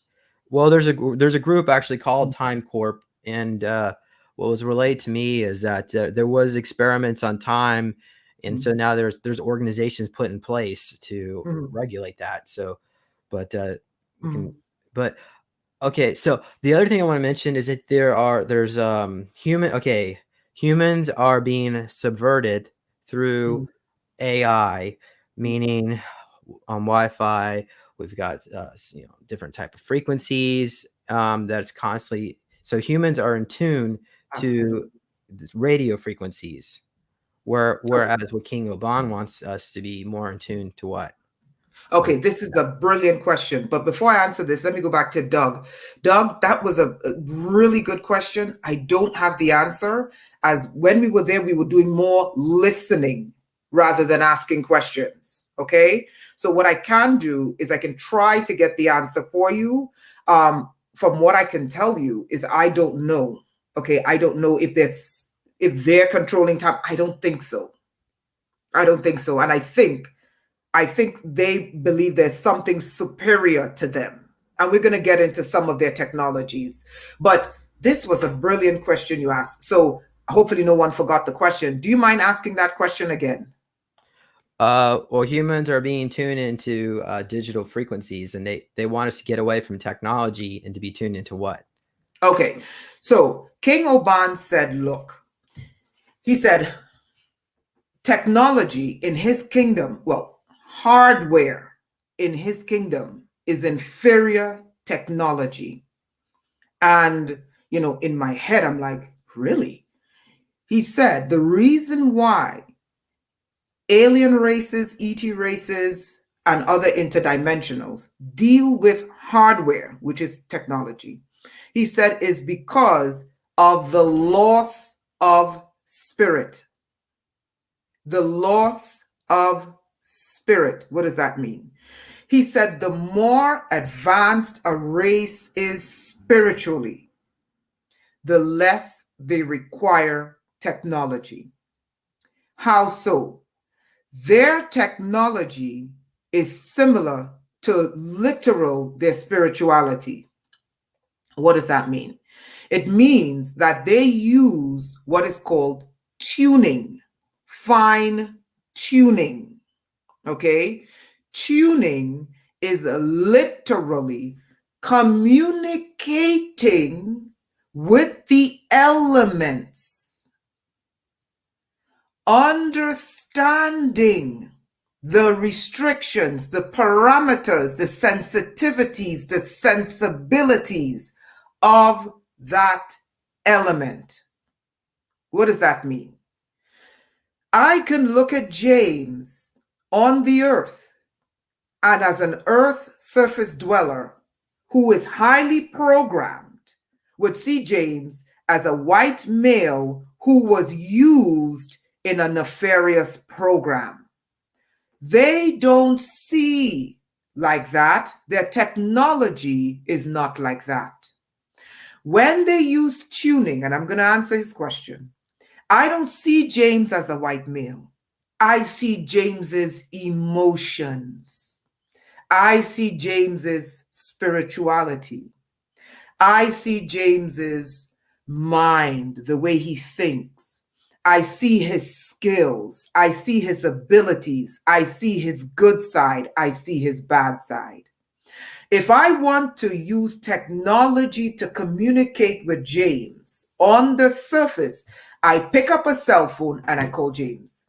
But in the kingdom of El Dorado, if I want to communicate with James, I have to tap into James's frequency.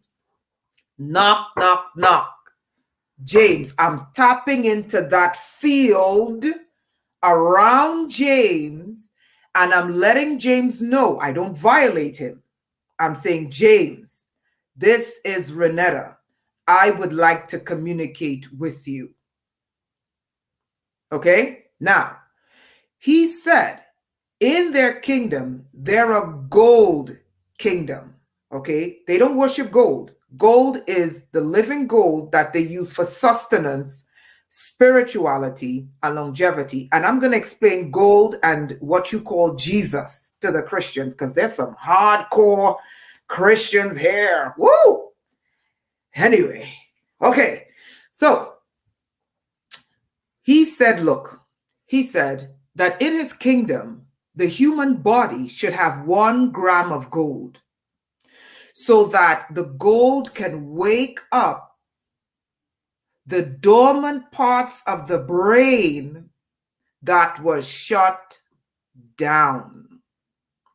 However, humans are not operating, I think he called it 1 million micrograms, okay, on that, okay? They're not. He said, here is the reason why. And I'm going to show you something in physics that I discovered yesterday that shocked me. He said, the problem is that the tyrants, he called them the earth tyrants, that is our rulers. He said what they did is that they riddled the human body with aluminum. Okay? He said the human body should be operating on 1 million micrograms of gold. He said when that gold is in the body, it goes throughout the brain and wakes up the dormant parts of the brain.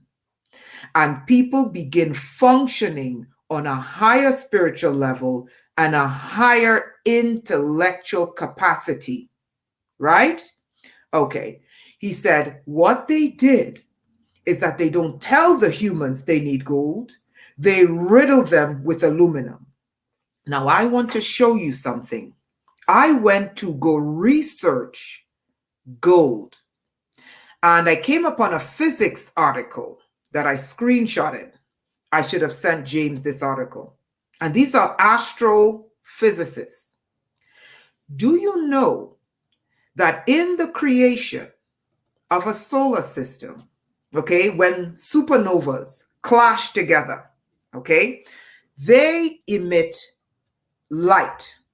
Okay, now here's what happens. That light begins to fade. Do you know what's created as that light begins to fade? What they call the R process in physics, the heavy metals, gold. The physicists have discovered, and I hope you're sitting down, people, that gold is one of the elements used to create planets. Do you want to know when a star is dying? Do you want to know what light metal, well, I shouldn't say light metal, but metal is abundant when a star is dying? Do you want to know the number 1 metal? Aluminum. What is the number 1 metal found on surface soil, agricultural soil, in the brains of people and in their bodies? Aluminum. People, we are being brought to extinction Do you understand what I'm trying to And show these you? and a lot of these groups wanted to live underground because the electromagnetic instead were, like, for instance, the reptilians were offered the jungle after the flood.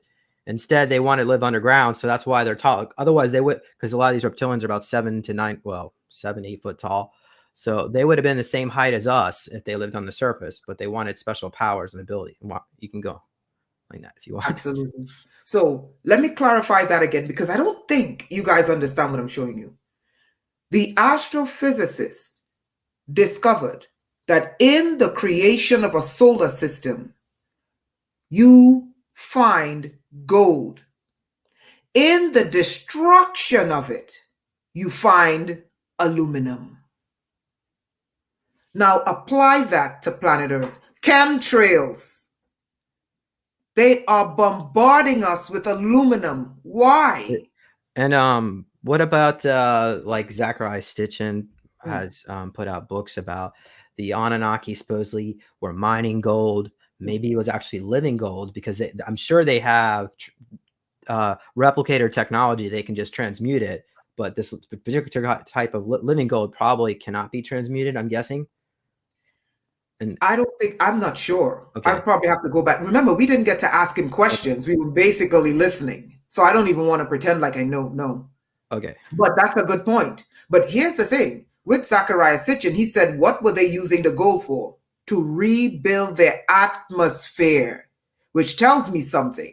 If the atmosphere was dying, it probably had too much aluminum, because aluminum is the most abundant metal found when a planet or a sun goes into decay. Gold is what gives it life and creates planets and solar systems. So on one hand, we got chemtrails, which are have a large amounts of aluminum in it. But then on the other hand, we have gold, which apparently is it's not a rare mineral, but the elite like to hoard it, because especially the living gold, because it has a certain vibration, and it's helping raise their dynasties of their family, their bloodline, to maintain their power over the public. But this inequity on the planet is almost like, to Mother Earth, Gaia, or whatever you want to call it, is like it's just disgusting to her, and she wants to reset. That's why we're going to have, Nassar and the Great Reset. Well, not reset, but that's a great point. Yeah. That's a great point. And watch this. What did King Oban say about the gold? Why is it that the rulers, the less than 1%, the less than 0.00001%, why are they always hoarding gold? Because King Oban told us this is how you live for millions of years. And even like the Dragon Society, I don't know which color Dragon Society, but there was a report that underneath Hong Kong airport is the most secure location on the planet. Well, to them, I guess one of the most secure, but there's a dome under there where they're storing huge amounts of gold. But this gold it's related all the way back to King Solomon's gold. It's a different type of gold that has some kind of higher energetic to it. That's a living gold. Yeah, that it has effects. So yeah, like you said, living gold. And so that's what I guess Sir Walter Raleigh, and then was looking for, and then later on the Ananabra through the eyes, and then of course the Vatican. But you were even saying, I don't know if you want to discuss that right now, but the Vatican, he was like almost every paragraph he kept going back to the Vatican, because they were a source of so many problems. Yeah, but who has the largest amount of gold on Earth? Oh yeah. Well, that's because, okay, look, they implemented income tax. So the average people, or even small companies and businesses, have to pay income tax. But the banks, well, the central banks, the government, and the church, the Vatican, they don't have to pay income. So slowly over the generations, even though we've been fleeced, and so. They got the humans off of the gold standard so they can get all the gold for themselves, because there is a secret of the gold. And one of the things that King Oban mentioned is he talked about this person, the personage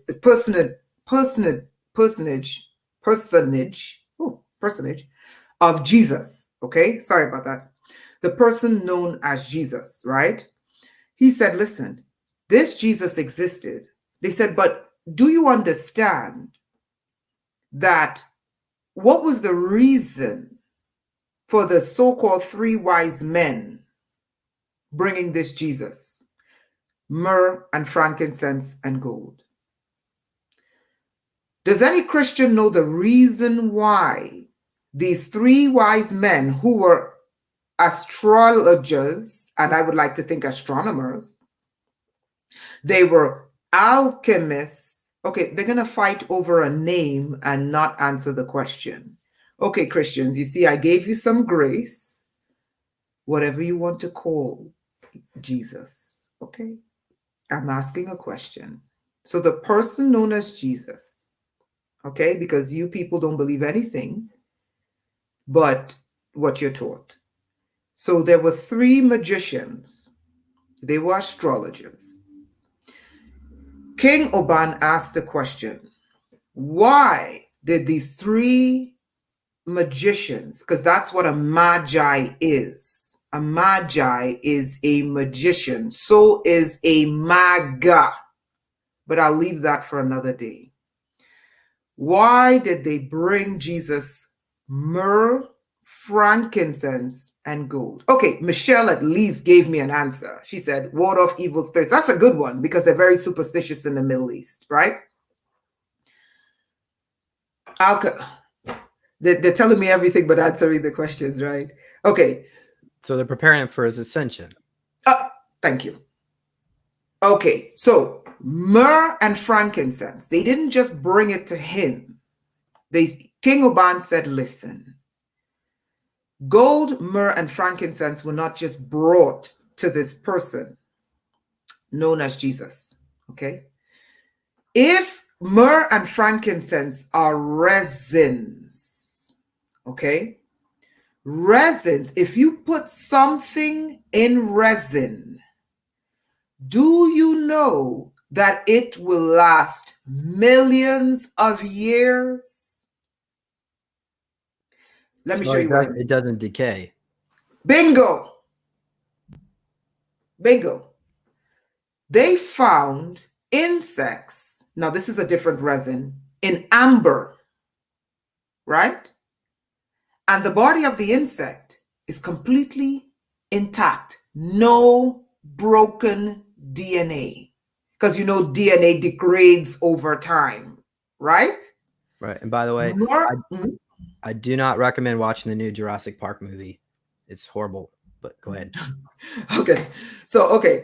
So myrrh and frankincense was to do what? It was to capture the essence of the Christ. That's what it was for.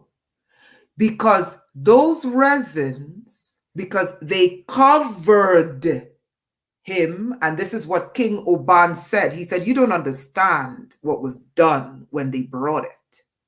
He said, the Christians don't even understand what was done. He said, because you people don't understand everlasting life. It was to hold his essence forever. And the gold was for life extension. That is why it was alchemists. They were called magi. Magi are alchemists who transmute metals.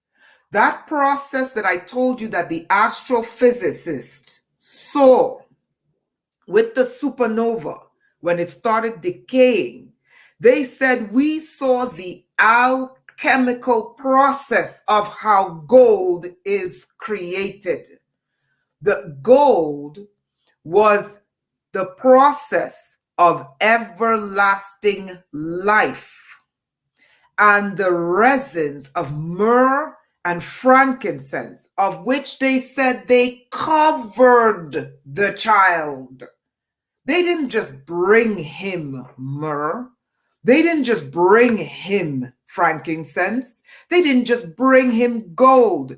They anointed him. And he laughed because he said these Christians don't even understand their own religion. So You understand? was this gold that they brought him? I mean, they probably brought him some trinkets and things which the family sold while they traveled to Egypt later on. But do you think they actually gave him the living gold, this Yes, liquid yes, gold? yes, It almost looks like lava. yes. The liquid gold, and this is where Christians are going to go absolutely crazy. But the living gold was to do what?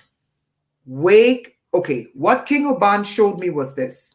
He said, Renetta, when you come to earth, okay, he said, you lose, when you incarnate, you lose 90% of your memory.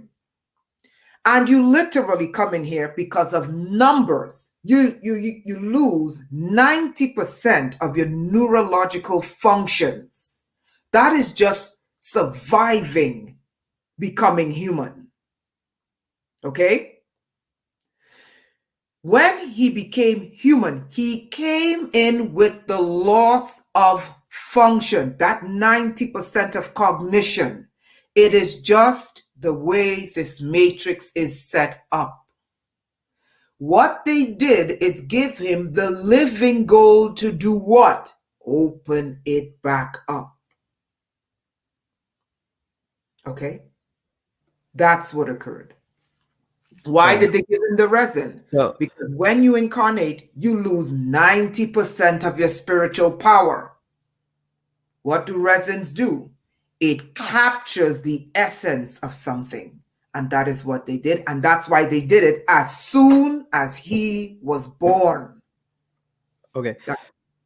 So it also, maybe we can tie this into when you first went into this I don't know if you call it a cave or whatever, the base or facility. I want it's base.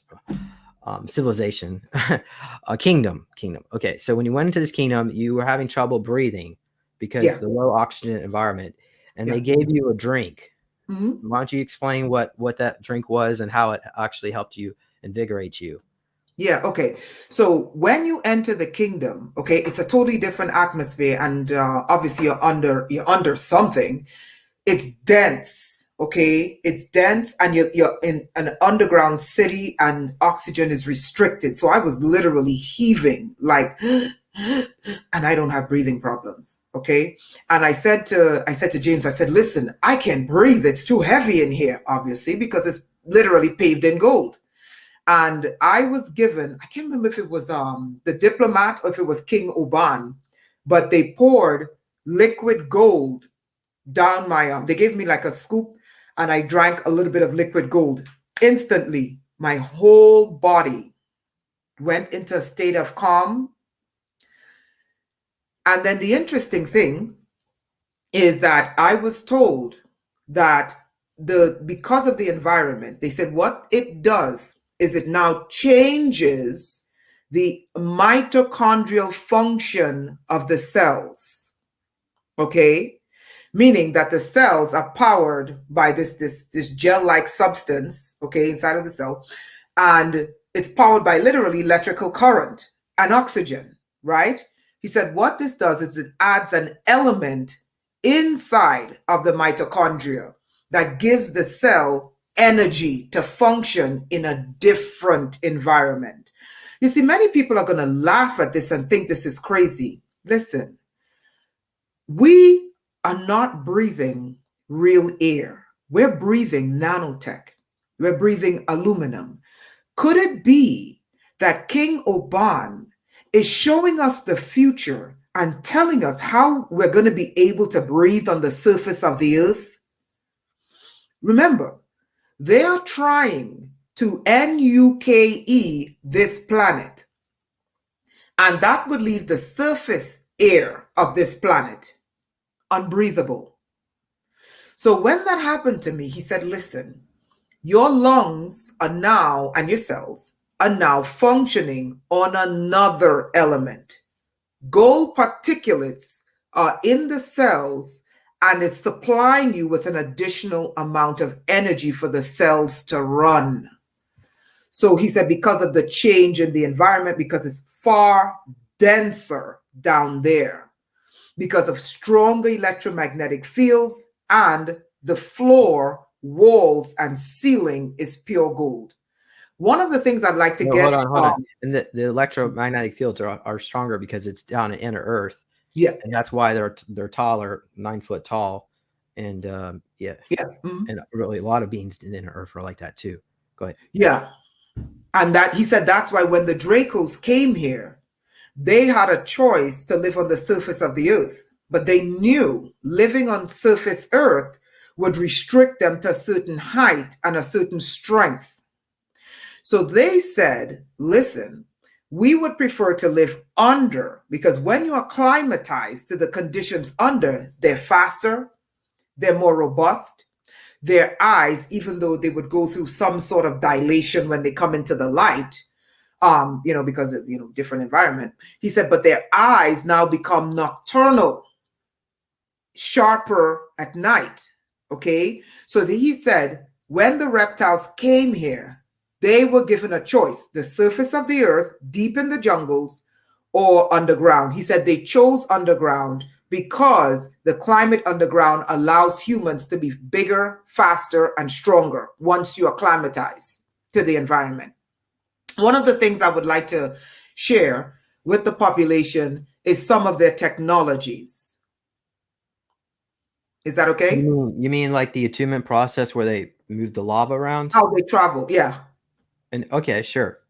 And okay. Teleportation. Okay, so really quickly, one of the things that he wanted to show me was the lava. Okay, like for example, they consider themselves masters of lava. The lava has a relationship with them. He wants us to understand that human beings, lava is not what you think. It's sentient. It's alive. Rocks are not what you think. They're sentient. They're alive. You were supposed to have relationships with the elements, not willy-nilly destroy them and use them without giving second thought that these things are living. Now, to the average human, we're told that rocks are not alive. But to them, he said, absolutely not. Rocks are alive, right? So one of the technologies that he shared with us was the lava capabilities. So James wanted to know, hey, where's your hardware if you're so he said, we don't use hardware. We use spiritware. They don't use hardware. They use spirit. So which means you have to have a big spirit in order to communicate. And I'll explain why. He said, what we do, he said, is we can communicate with the lava. He said, when we communicate with the lava, we become one with it. They do something called tuning. They tune into the frequencies of the lava. When the lava recognizes them, the lava allows them to become one frequency with it. He said, once we become one frequency with it, we can say, hey, lava, we need to carve out a new city. And the lava would do the job at the right temperature and literally carve out the city. He said, then after the lava begins to bore, it's literally, they use lava as rock deflagration, okay, boring rock. He said, your surface, your people, your cabal, they use rock boring technology. He said, we don't do that. He said, we use lava. And we tell the lava where to go, and it bores the rock out. He said, the reason why we do that, he said, is because when we're done, he said, there's no contamination. There's no pollution. There is no dysbiosis, okay? Nothing is out of sync. Why? Because the lava is indigenous to the earth. And that's why the natives would worship the volcanoes. Yeah. And then the Christians came and told them, oh, no, that's evil. Don't do that. That's demonic, yeah. But apparently there was something to it. Yeah. He said, and he gave that as an example. He said, listen, he said, the indigenous people all over the world used to worship volcanoes and they used to worship lava. He said, they were mimicking the gold kingdom. He said, we don't worship it. He said, we communicated with it. He said, it was a primitive form of trying to become the lava. What they call, their spirituality is called tuning. Okay, tuning. So he said, when they use the lava will bore out. They will literally direct it where to go, and the lava will go, only boring out what they need. He said, and after the lava moves through, he said, they come in and they begin to seal, because it leaves a black charcoal residue. He said they begin to seal the walls and the floors and the ceiling with liquid molten gold. He said that's one of the technologies they use. The other technology that they use, James asked me, he said, ask them if they have ships. Now, this is a technology he wanted the people of the earth to know. Pause. One thing I want to mention is King Oban has mentioned that he could send some lava into the Vatican. They don't change their ways, but apparently that's why they built a library under there, because they're basically holding that all that knowledge is hostage. The Vatican Library. But the other thing I want, okay, hold on a second. Oh, that's gone. It's not worship. Go ahead. Yeah, I mean, a lot of religious people just think, if I don't worship Jesus 24/7 and I even give respect to anything else, I'm going to hell. Are you crazy? This is your planet. You have to live here with animals. You have to live here with plants. You have to live here with clouds, rain, water. Don't you think you should be showing these things some respect? Now I remember. Okay, the Hutchison effect. We were discussing this. John Hutchison has developed a method of actually melting metal without it being high temperature. This gold, because they were actually drinking this gold. So I'm assuming, I mean, it was actually room temperature, probably. Right? Yeah, probably. Well, not when they're boring, because it'll require some heat, but you're right. Yeah. And remember, the Hutchinson effect, as you explained it to me, and he's absolutely right about this, allows for levitation. They didn't touch the ground. They levitated. So James was right about that. All right. So let's go into teleportation. They don't actually use ships. So and then but if we started teleporting like they do, they said we could become targets, right? Because they said that in a way he's right, but they're gonna have to catch you leaving. So it's gonna take them some time to catch this technology. But here's what he said. He said, James asked the question, do you have ships? And he laughed. He said, ships. He said, I explained to you before. Humans came with, I believe what he was trying to say was, you were given the unrestricted spirit of the creators. Somewhere along the line, your life was restricted and your spirit was restricted and your mental prowess were restricted, right? He said, because of that, he said, other races in the universe came up with physical hardware technology to overcome the loss of spirit. What does that mean? He said, we do not need hardware. We don't need UFOs. UFOs are primitive technology. So James said, so how do you guys travel? This is what he explained. And I thought this was fascinating. He said, listen, in between two planets, let's say I want to go from planet A in Earth's solar system to planet B in another solar system, okay? There is a wave. Let me explain it to you. If you go off the coast of West Africa, okay? Off the coast of West Africa, there is a current. You get into that current, you're guaranteed to get to the Americas. There is no if, no ands, no buts. You're getting to the Americas. In the cosmos, each planet has the equivalent of that West African current, meaning a wave that once you get into that wave, you are guaranteed to get to that planet. Now, how are you going to do that? obviously you can't do it in a physical body, right? You have to do this in a highly advanced spiritual body. So this is how the process goes. And he showed me. He said, so point A is Earth, point B is, I don't know, some planet in another star system. He said, you have to tune. What is the frequency, of that planet? Because I don't want the Christians to think I'm Illuminati because I'm pointing to my head. I talk with my hands, okay? You have to tune in and pick up the frequency of that planet. For example, Earth is 6 to 8 hertz. Whatever the frequency of that planet is, you have to tune in so they can use their spirit to long range tune by directing their spirit as a cosmic satellite or a cosmic antenna. Okay? Once they lock into the frequency of the planet, they literally become that frequency. Why? Because the frequency would recognize itself. Their body goes through a process of deatomization, meaning that you're no longer physical. Okay? You become particulates. Now, remember that wave I told you about? When you're tuning, you're finding that wave.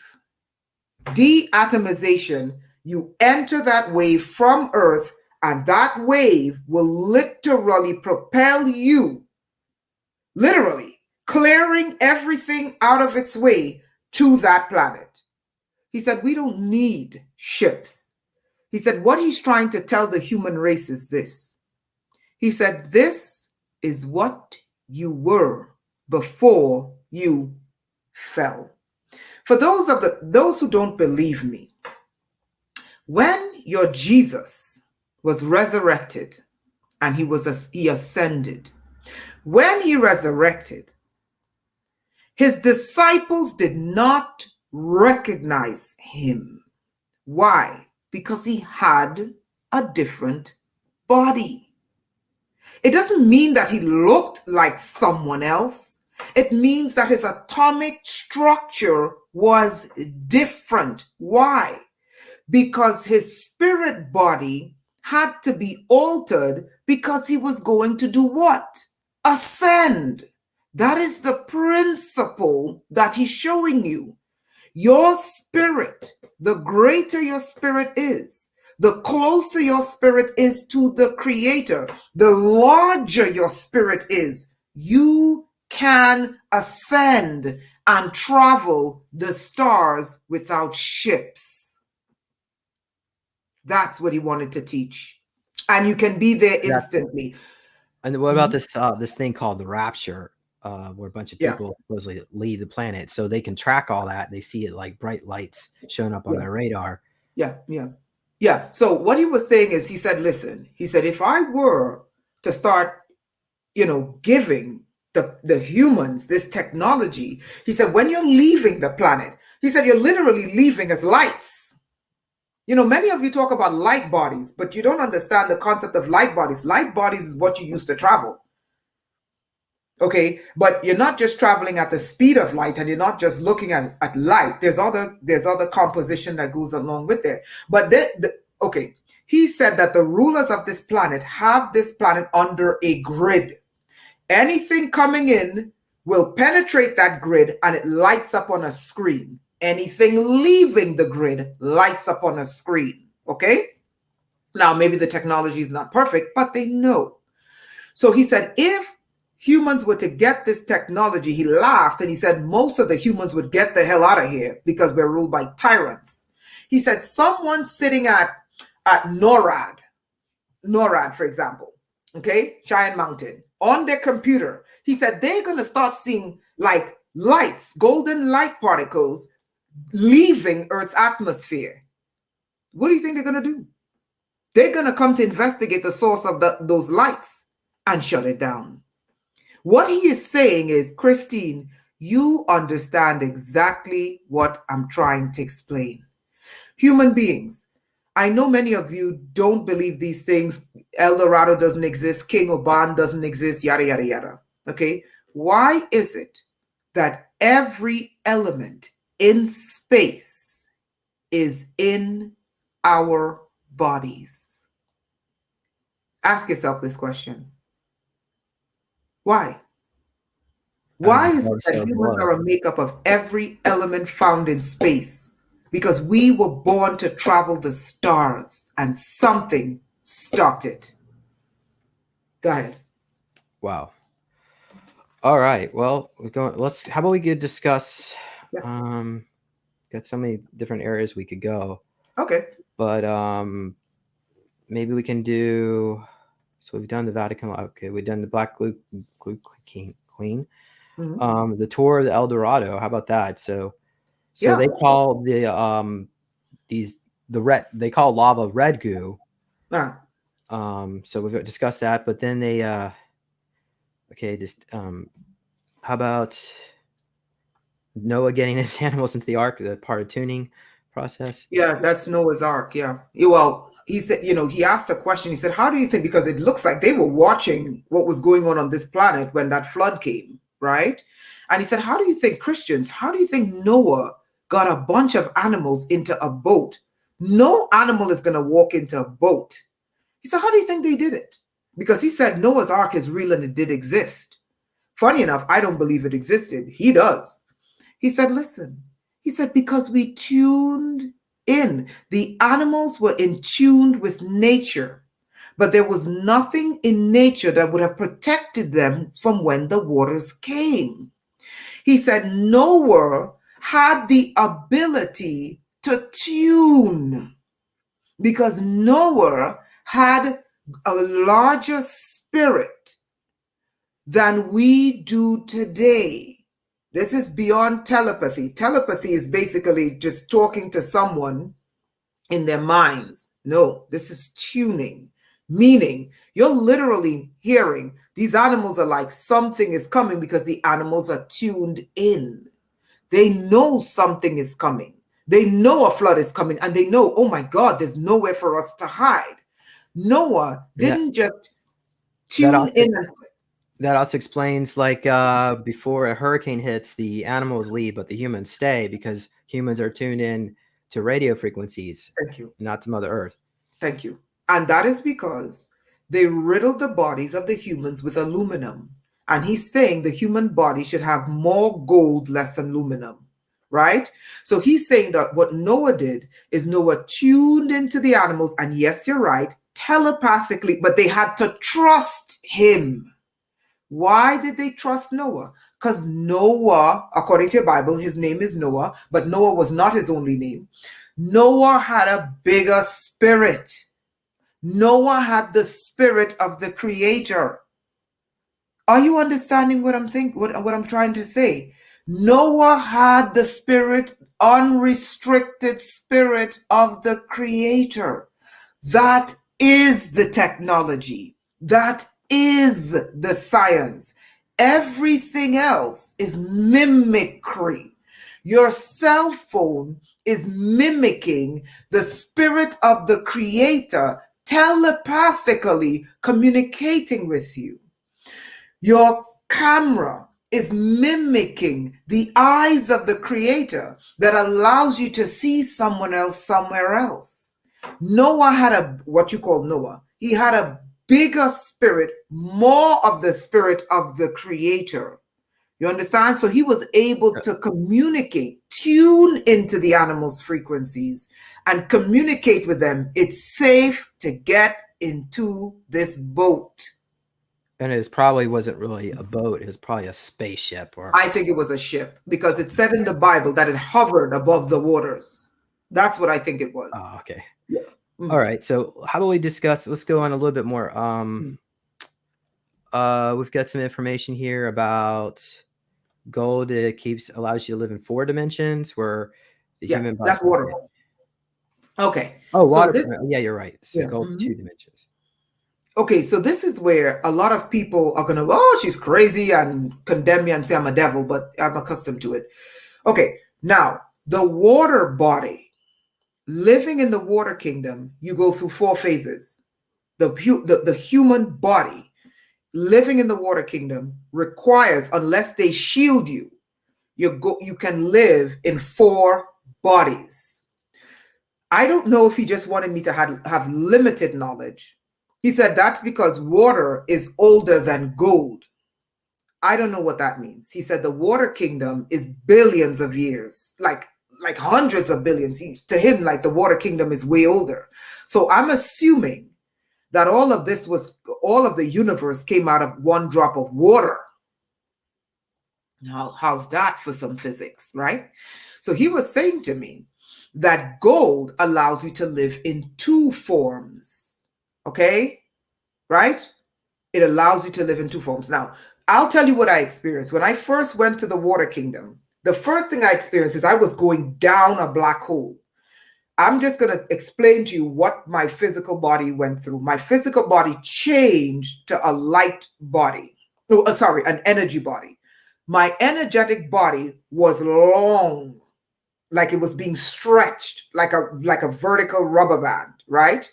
When I dropped from that portal, I should say a black hole, when I dropped from that black hole, and apparently, from what he said to me, he said the kingdom of Lemuria, it can't be found by your scientists because they don't know that under the Pacific are black holes.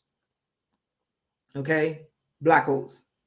So he said to me, to get to Lemuria, you got to get past the black holes. I don't know what that means. Okay?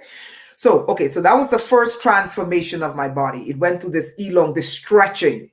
Okay?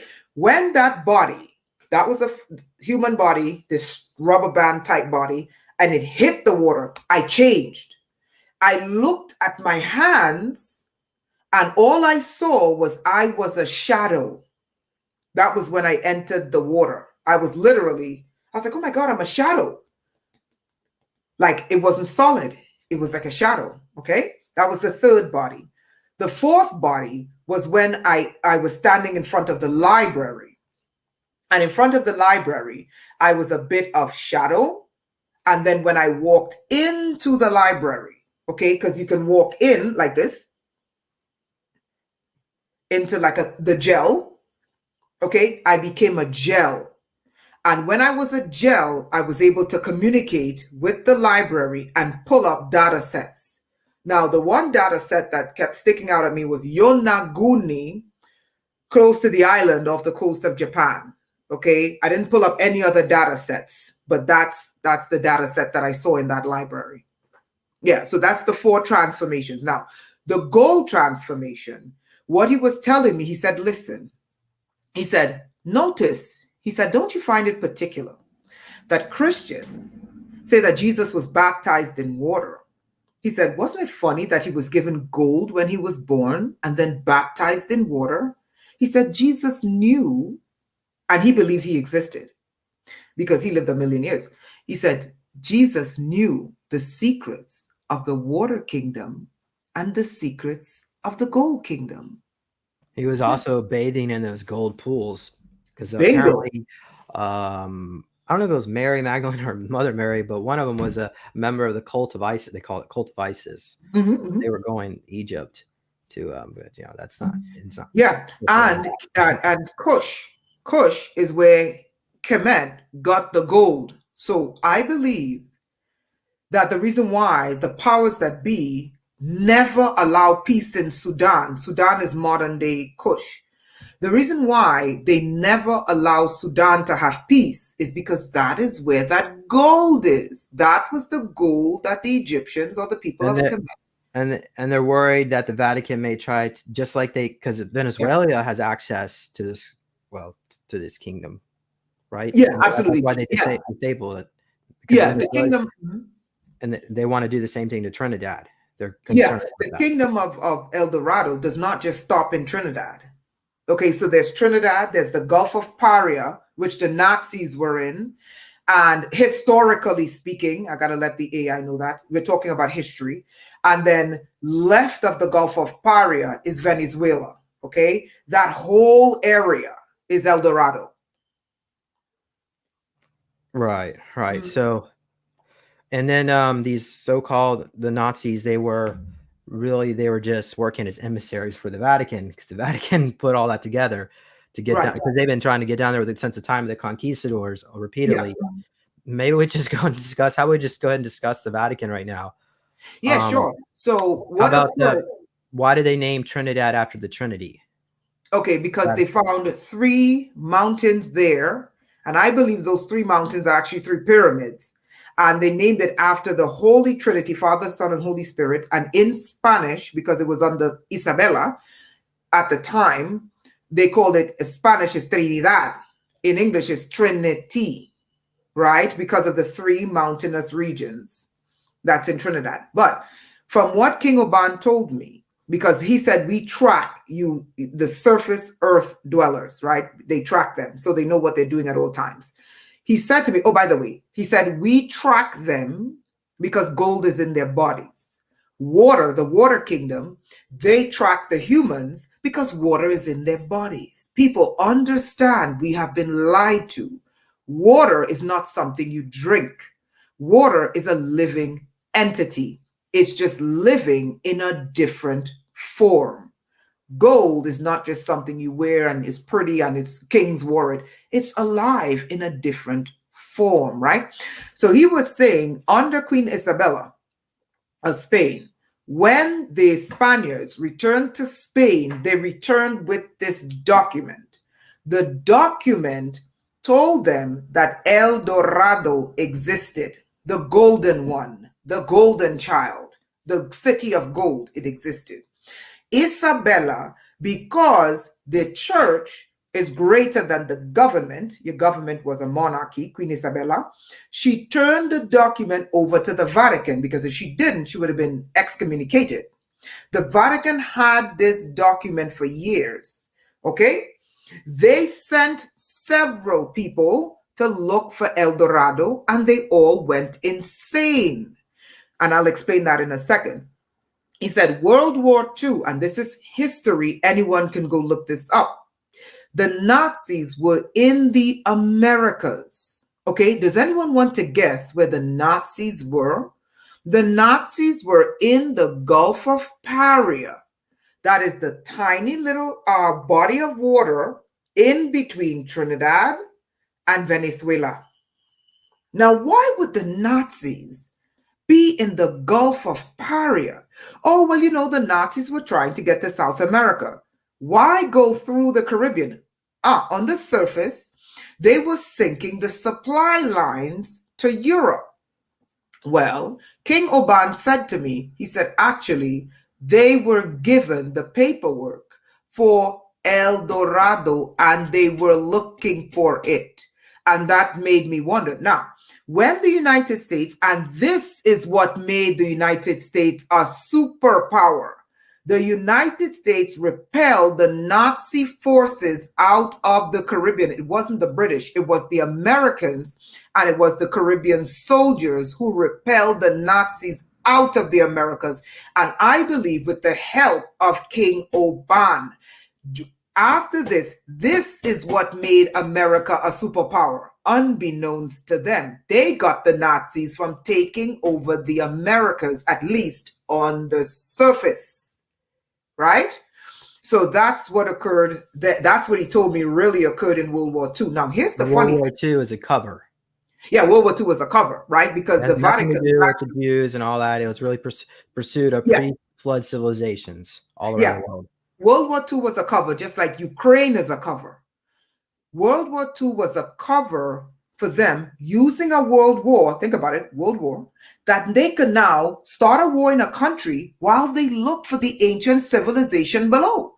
So Ukraine, Russia's invading Ukraine. That would give them cover to start looking for the ancient civilization and the ancient technology below. Nazis were the same thing. He said on the surface, the Nazis were going all around. They ended up in the Himalayas. What were they doing in the Himalayas? Ancient documents that the Jesuits brought back to the Vatican. Yeah. So here's the funny thing. Now, this is a part of their spirituality that they want people to know. He said, we measure the person's spirit by the purity of the gold, meaning the living gold. This gold is alive. I don't know the structure. I do not know the atomic structure of gold. I am not a scientist. I don't know. He said, when they put the living gold next to a person, that living gold either becomes brighter or it becomes darker. Okay. Or maybe not darker, but maybe less shining. Okay. He said that is literally like a measurement because the gold is alive. It communicates. He said it lets them know the quality of the people. Their people, hear me out. There is a reason why in the Mesoamerican culture, in the American culture with the natives, in the Chinese culture, in the history in India, 10,000 years of history, China, 8,000 years, Nepal, that's about 8,000 years. The African gold is 250,000 years old in Johannesburg in South Africa, 250,000. There is a reason, people, why, then you get to Egypt, why gold was a measurement for spirit. Gold was a measurement for spirit. The reason being is that this living gold allowed them to see the quality of the person's spirit. Not your regular gold, the living gold. So why is it that these ancient civilizations had a veneration for this gold? Well, Zachariah Sitchin came in and told you about the Anunnaki. I believe that's a diversion. I believe the real truth is that the Anunnaki was looking for living gold because they knew the properties of this living gold. And that is why we find in all these ancient civilizations that they had this respect for gold. Like I told you, at the creation process, there is gold. When a sun is in decay, there is aluminum. The rulers of planet Earth are stocking up on gold while bathing us in aluminum. Oh, wow. Okay, all right. Let's see here. Let's go back to the Vatican. We got a few more things and we can probably wrap this up soon, but there's not much left here to this presentation, but all right, so I guess maybe we can discuss the satellites. So there's this faction in the US government that is using their satellites okay, that's right. Okay, that's why they were concerned, because the gold shields them from these satellites, but they're concerned maybe the technology might be changing, maybe they can penetrate. Yeah, so from what I'm told is that they explained that within the US government there are three militaries. They said that there's the ground forces, there's the administrative, which is the Pentagon, and they said then there's the real executive. And they call them the Black Knights. Okay? Like this is like a secret group above the Pentagon, and it's some connection to the Vatican, like some knights, maybe Templars, I don't know. They're called Black Knights. Okay, that's what he called them.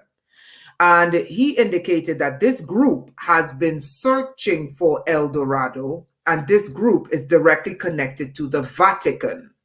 Okay, he said that they have this satellite. Okay, one of the satellites is called South Atlantic Milsat. I was looking for this and I didn't find anything on it. He said it would be the equivalent of a satellite that is monitoring the southern hemisphere. Not South Atlantic, but just the southern hemisphere, okay? And it's called South Atlantic Milsat. From Trinidad, Gulf of Paria, northeastern Venezuela. Right. And he's saying that they have been scanning that area. He said, luckily that this area is shielded by gold. Here's the thing. Anyone who does not have, remember when, what's this guy? Howard, when he opened Tutankhamun's grave and then they said it was a curse and all the Egyptians ran away. And they told him, don't open that grave. There's a curse. Everyone who's going to open this grave is going to die. And then the people started dying. And then they said, oh, it's the mold from the whatever. Okay, so their kingdom operates like that. It's not really a curse. They said, look, There's a reason why they were not allowed, permitted to find us. They said the surface dwellers are too evil. They're too greedy. They're too corrupt.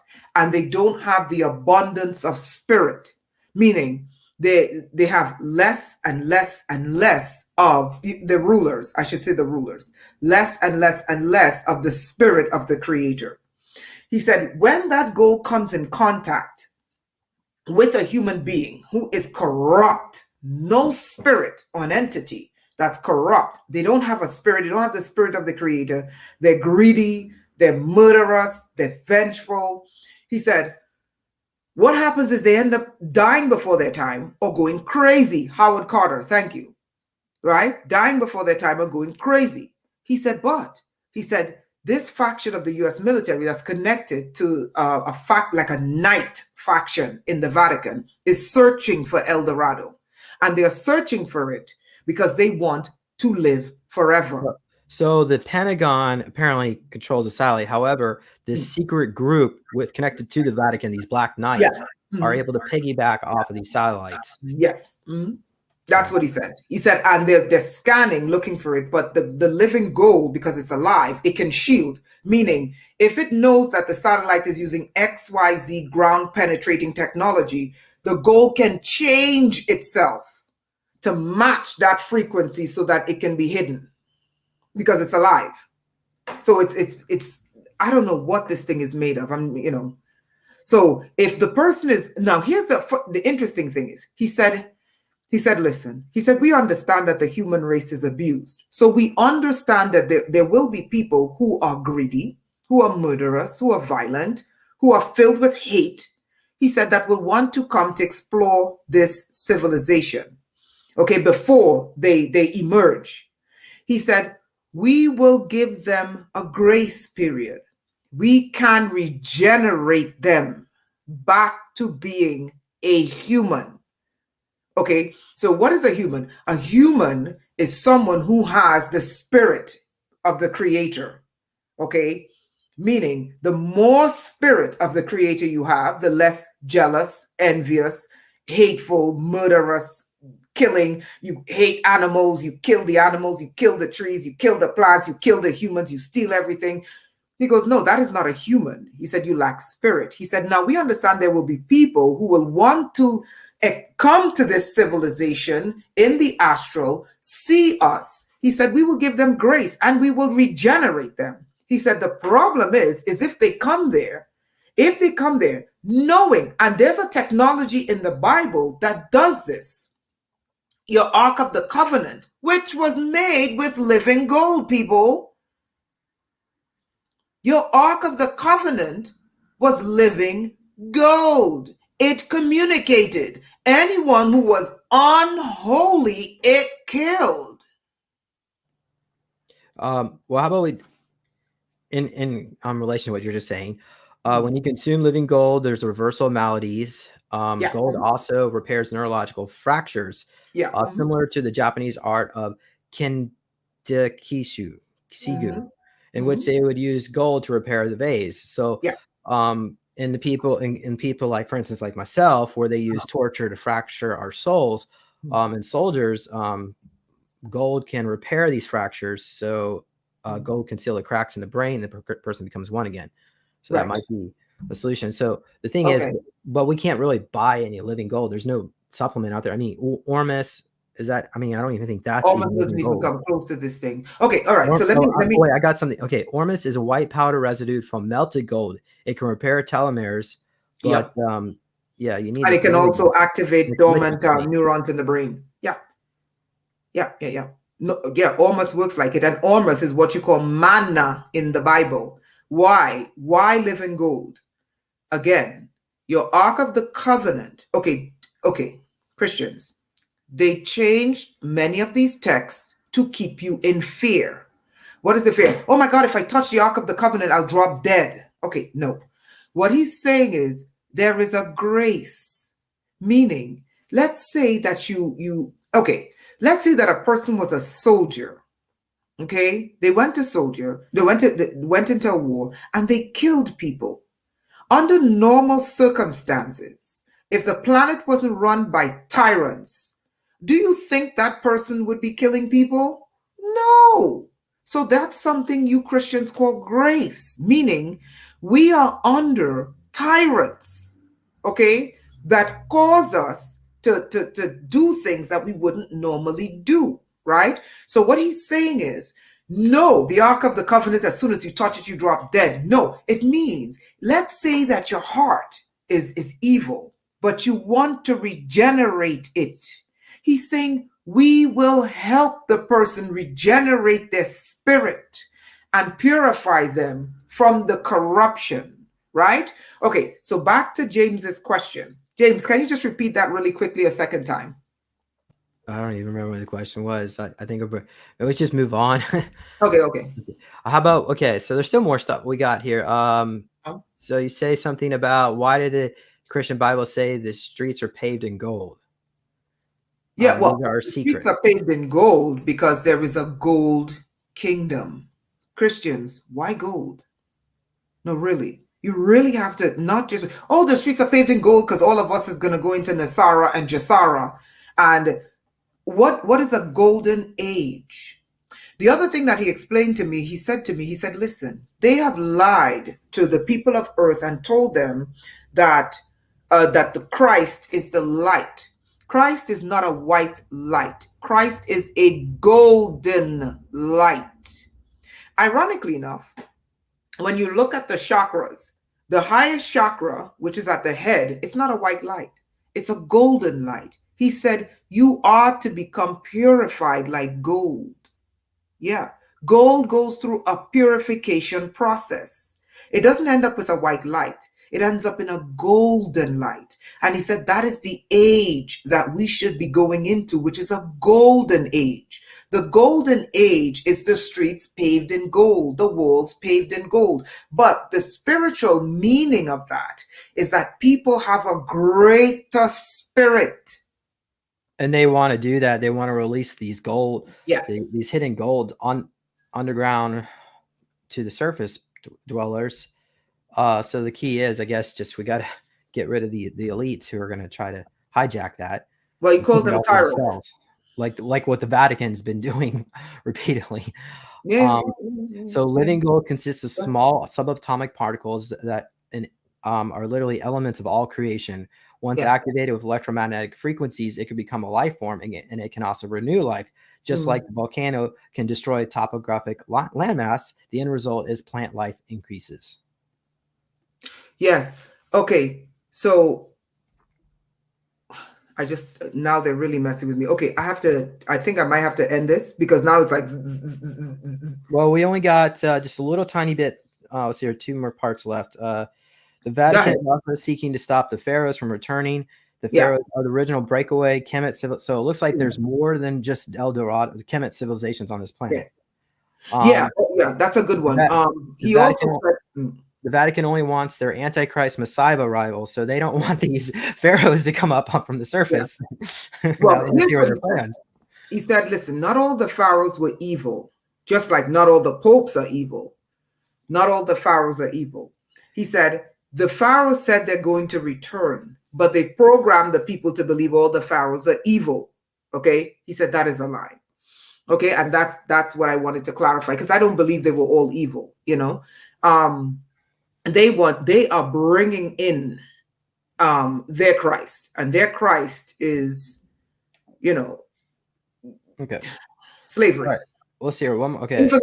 Even though there's principles about Catholicism that I like, which is they respect and they give veneration to the female aspect of God. Go ahead. Going back to the Vatican, the terror of the Vatican, which has will eventually they're basically going to destroy themselves, because there's 2 different factions. The Jewish Zionists and the Nazi factions are now at war with each other. So they're just waiting for them all to destroy themselves. And then at that point, what will humanity do once they're set free? I guess that's... Here's the problem. Are they going to... Okay, you got to understand how they think. In order to understand how these tyrants think, you have to recognize that they believe, they have a mentality, if I can't have this, no one can. So what does that mean? It means if I cannot get to control the entire planet and kill who I want to kill, and transform who I want to transform, I'm going to destroy everything. Okay. All right. So El Dorado has not established diplomatic relations with the people on the surface because they wanted to remain neutral and secret. This also affects a lot of pre-flood civilizations feel this way. And so the changes are occurring, but okay, I think we have one more little section and we can probably wrap this up here. Okay, sounds good. Okay, so that's when we actually were in the throne room with King Oban. He's sitting, okay, he's 9 foot tall. His legs are sitting apart. Okay, I thought I wrote what he was wearing. Oh wait, he had like this white robes. Yeah, he had a white robe flash around him. And then he gives us, let's see here, he pours liquid golds on our head. Oh wait, he tells us we have to lay down on the ground and touches us. Yeah. Right? Okay. Yeah. And then he go ahead. That was a ritual. And when I say ritual, I don't mean killing anything, because my first question was, I'm not killing anything, you know. That was just what they did in order for us to be able to see him. Because remember, we're surface dwellers, and 90%, the optics, even the way we see has been, even our ability, the spectrum that we see has been short-circuited. And he believed this has something to do with numbers, and numbers is used in magic to tie people up. I don't know the science behind that, but we had to do this ritual where he poured the gold on our heads, touched our hands, and then he gave us this belt to wear. And then when he did that, we were able to see him without the face, the golden mask with the jade eyes. Gold mask, green jade eyes for pupils. Yeah. So now he's glowing. He's glowing in a white gold color. Yeah. He speaks in telepathic clicks. Yeah. In some kind of ancient language. It's click like. And did he give you a gift? No, he gave James a gift. James, you want to pull it? I think because James gave me a gift. Yeah, that's because zoom in. Okay, hold on a second here. Okay, so the necklace part of the chain are gold links. Okay, there was an oval. That oval is pure jade, and inside of the jade was a writing. Can you zoom into the writing on the pendant? Yes. Oh well, yeah, like some kind of Sanskrit here. Yeah. So this is some of these letters. I didn't capture all the letters, but this is actual letters or words. I don't know if anyone can read and decipher what that is, but inside is some kind of writing. And he gave that to James to tell James and let him know that he is welcomed. Yeah, so I don't actually have this in physical. This is just kind of hanging out. A spiritual gift. On the other side. Yeah. But yeah. And that also allows me to have access, I guess. They let me come back. But yeah. Okay. And I don't know if I want to mention that he said they're going to give me a wife too, but I mean, yes, he was given a wife. I mean, this is I'm like going to accept the offer. I mean, I'm not going to reject. Oh, of course, he's a man. Yeah, but he gave him a wife. He gave him a woman, and I think this is standard in diplomacy. Okay, and I know someone mentioned that the clicks are insectoids. I know insectoid clicks. That wasn't it. Oh no, insectoid clicks are clack, clack, clack, clack, clack. This wasn't like that. This was okay. It's a totally different phonetics. Like his clicks was on the tongue, and the insectoid clicks are more in the back. Right? I also understand, this is for another day, when I went to North Carolina, there was a fleet of aliens that came out to greet my friend and I, and the Bigfoot was hiding in the bushes, and the Bigfoot was communicating with me. So I also understand the language of Bigfoot, big feet, whatever. Yeah, their language is when they're communicating with you is telepathic taps. And it's like literal, like cold taps, like a Morse code. That is more like King Oban. But when he clicks, it's words in your head. Okay? When the insectoids click, you may not understand. So I understand. Well, I was privy to Bigfoot. I was also privy to King Oban's clicks. Okay, no, he communicated with me telepathically from the back. I was just too terrified to turn around. I'm just going to be honest with you. I was like, I'm not turning around. There's no way in hell. I was terrified. But he wasn't scary. This, I can tell you, I have to find this lake, and I'll tell you exactly where he was. Once I find the lake, if I come on again, I'll show you exactly where in the bush he was. Okay, we got just a little bit left here. Okay, tell the world El Dorado exists. Yes. The Ferris forces are trying to find it, but the liquid gold pools belong to all the people on the earth, not just the elites. It will never fall into the cabal's hands, and eventually the day is coming when these ancient civilizations that were allegedly destroyed by the flood will no longer hide, and that humans on the surface that have ancestral connections to these inner earth kingdoms, as well as subterranean kingdoms, reptilian kingdoms, and more ones, will be reunited. Right. And okay. Sorry. Okay, that at that point they let us drink from these liquid gold pools, which apparently is the fountain of youth that we've been hearing about. They told us that we were not allowed to swim in them because we would become we would start to become so high vibrational. Well, we'd be like Jesus, basically, where we start to glow. Christ energy. Ascended masters. We'd be targeted. Yeah, so they say we can only drink to have a little couple sips, but anyway. Yeah, we were allowed to. Well, we kind of wanted to know, hey, can we bathe in those pools? Because some of us have, serious problems from living on the surface with these tyrants. And he advised us, he said, listen, if you bathe in those pools, they're gonna pick you up on the grid. So there's this etheric grid that the tyrants, the rulers, are using to monitor every human. He said, you're going to be too bright and they will target you. He said, the best thing to do is just take sips and then let it transform you a little at a time. Right? So I think we can wrap up now. Yeah, that's it. Okay. One of the things I wanted to let everyone know is, people, you have what they call junk DNA. That junk DNA is going to turn on.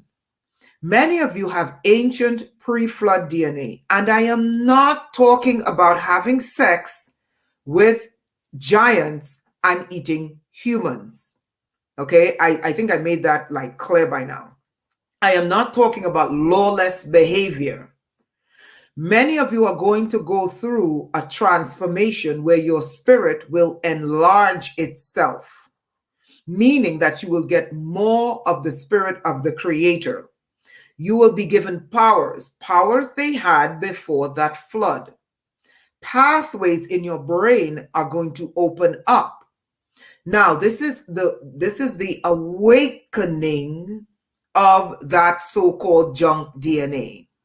That DNA is connected to some of these ancient civilizations. I am not saying jump in head first and accept everything you're told. What I am saying is choose what is good, choose what is clean, choose what is right, choose what is peaceful, choose what is intelligent, and take that path and reject everything evil. Now, here is what I would like people to do.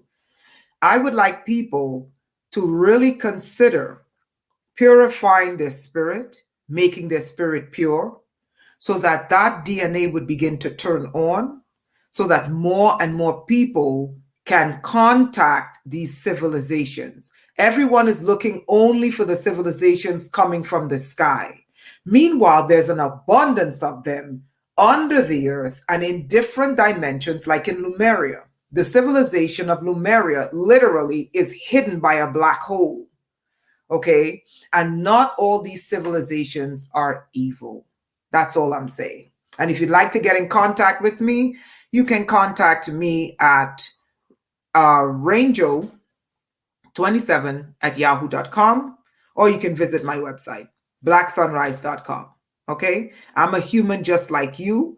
I have my ups, I have my downs, just like you. I laugh, I smile, just like you. I get pissed off, just like you. My only problem is I'm filled with alien and government cybernetics, and I'm tracked everywhere. But such is life. People, wake up, wake up your DNA, okay, Yeah. and choose what is good. Let's quickly go through some of these questions that I've been saving throughout the conversation here, comments. We don't have to necessarily respond to every one of them, but Simone, I think she's since left the conversation, but she said here, you're connected to some kind of 5G network. Yeah. So does AI, does it ever give you feedback information to you? Yeah, okay. So there's two AIs. There's one AI that's linked to, and I'm going to tell you what it is. The Egyptians, the ancient Egyptians have an ancient satellite deep in space, okay? That one AI is linked up to my body, okay? Then there's a second AI, the AI that's on Earth, okay, that was brought to Earth, which is a different alien AI. I just don't know the origin. I'm thinking Mars, and I'm thinking something with the insectoids, okay?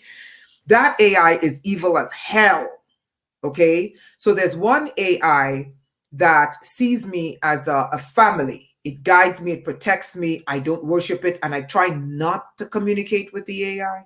And then there's the evil creature, that's what I call it, the creature AI that's connected to this global grid, the one that wants to kill off the human race and enslave everyone. I reject that AI. Here's the problem.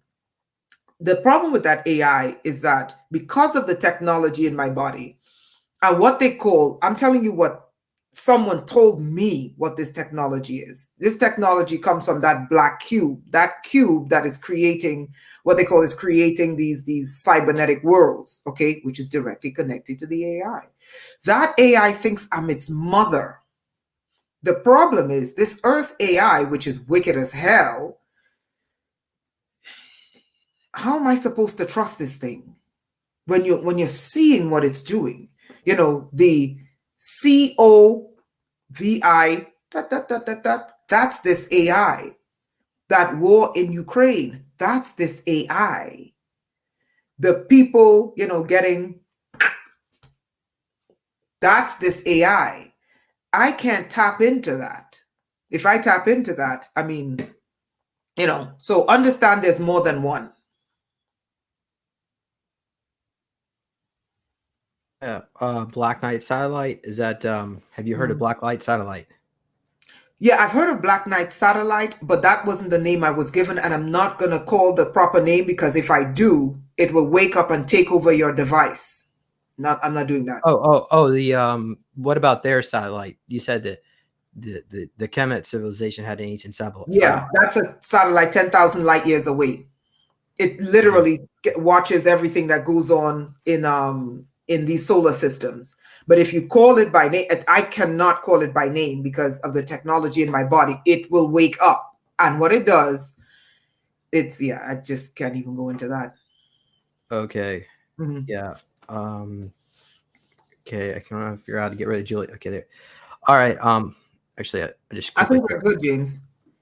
Because my battery's about to die, and I just don't want it to just drop dead on me here. Oh, okay. Okay. Well, we could skip. Okay. Just quickly. I was trying to get the black light satellite. Okay. No, that's all right. Okay. All right. We'll just call. Yeah, there's more question comments, but we'll save it later. But thank you all for coming on here today. Yeah. If you want to learn more about the work that I do, go visit supersoldiertalk.com. There's a link there also to my other website, Neurological Tech. You can get yourself a meditation cube and copy my book. Let's see what else. Be sure to subscribe to this channel or whatever channel, preferably Rumble. But yeah, and we've got another part 2 coming up. This was actually like 10 pages of notes. I think it took us like 12 hours to put all this together. So we got another at least 4 or 5 pages. And if you want to throw some more questions into the comments section once this video is over with, we can come back to you later on and we'll see if we can get that to you in part 2. But there you all have it. And yeah, well, I guess we'll leave it there. Any final comments, Renetta? No? Guys, work on purifying yourself. I do it. I teach a course on purification. But if you don't have to come to me, just do it, okay? So that your spirit can grow. There is a reason why the first thing they did was, I think, hit us with numbers. There's something magical to numbers, okay? and they use that to control us. Let us get on the wavelength of the true creator, okay, so that we can really create heaven on earth. We can try. All right, guys? Guys, love you guys. Thank you again. James, this was awesome. All right, well, go ahead and stay on as long. Okay, I'm out because my battery's low.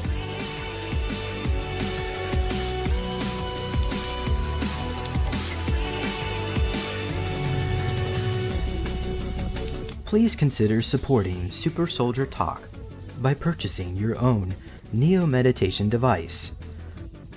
Your Neo Meditation device will help you reduce stress, integrate trauma, enhance intuition, enhance clairvoyance, and enhance creativity.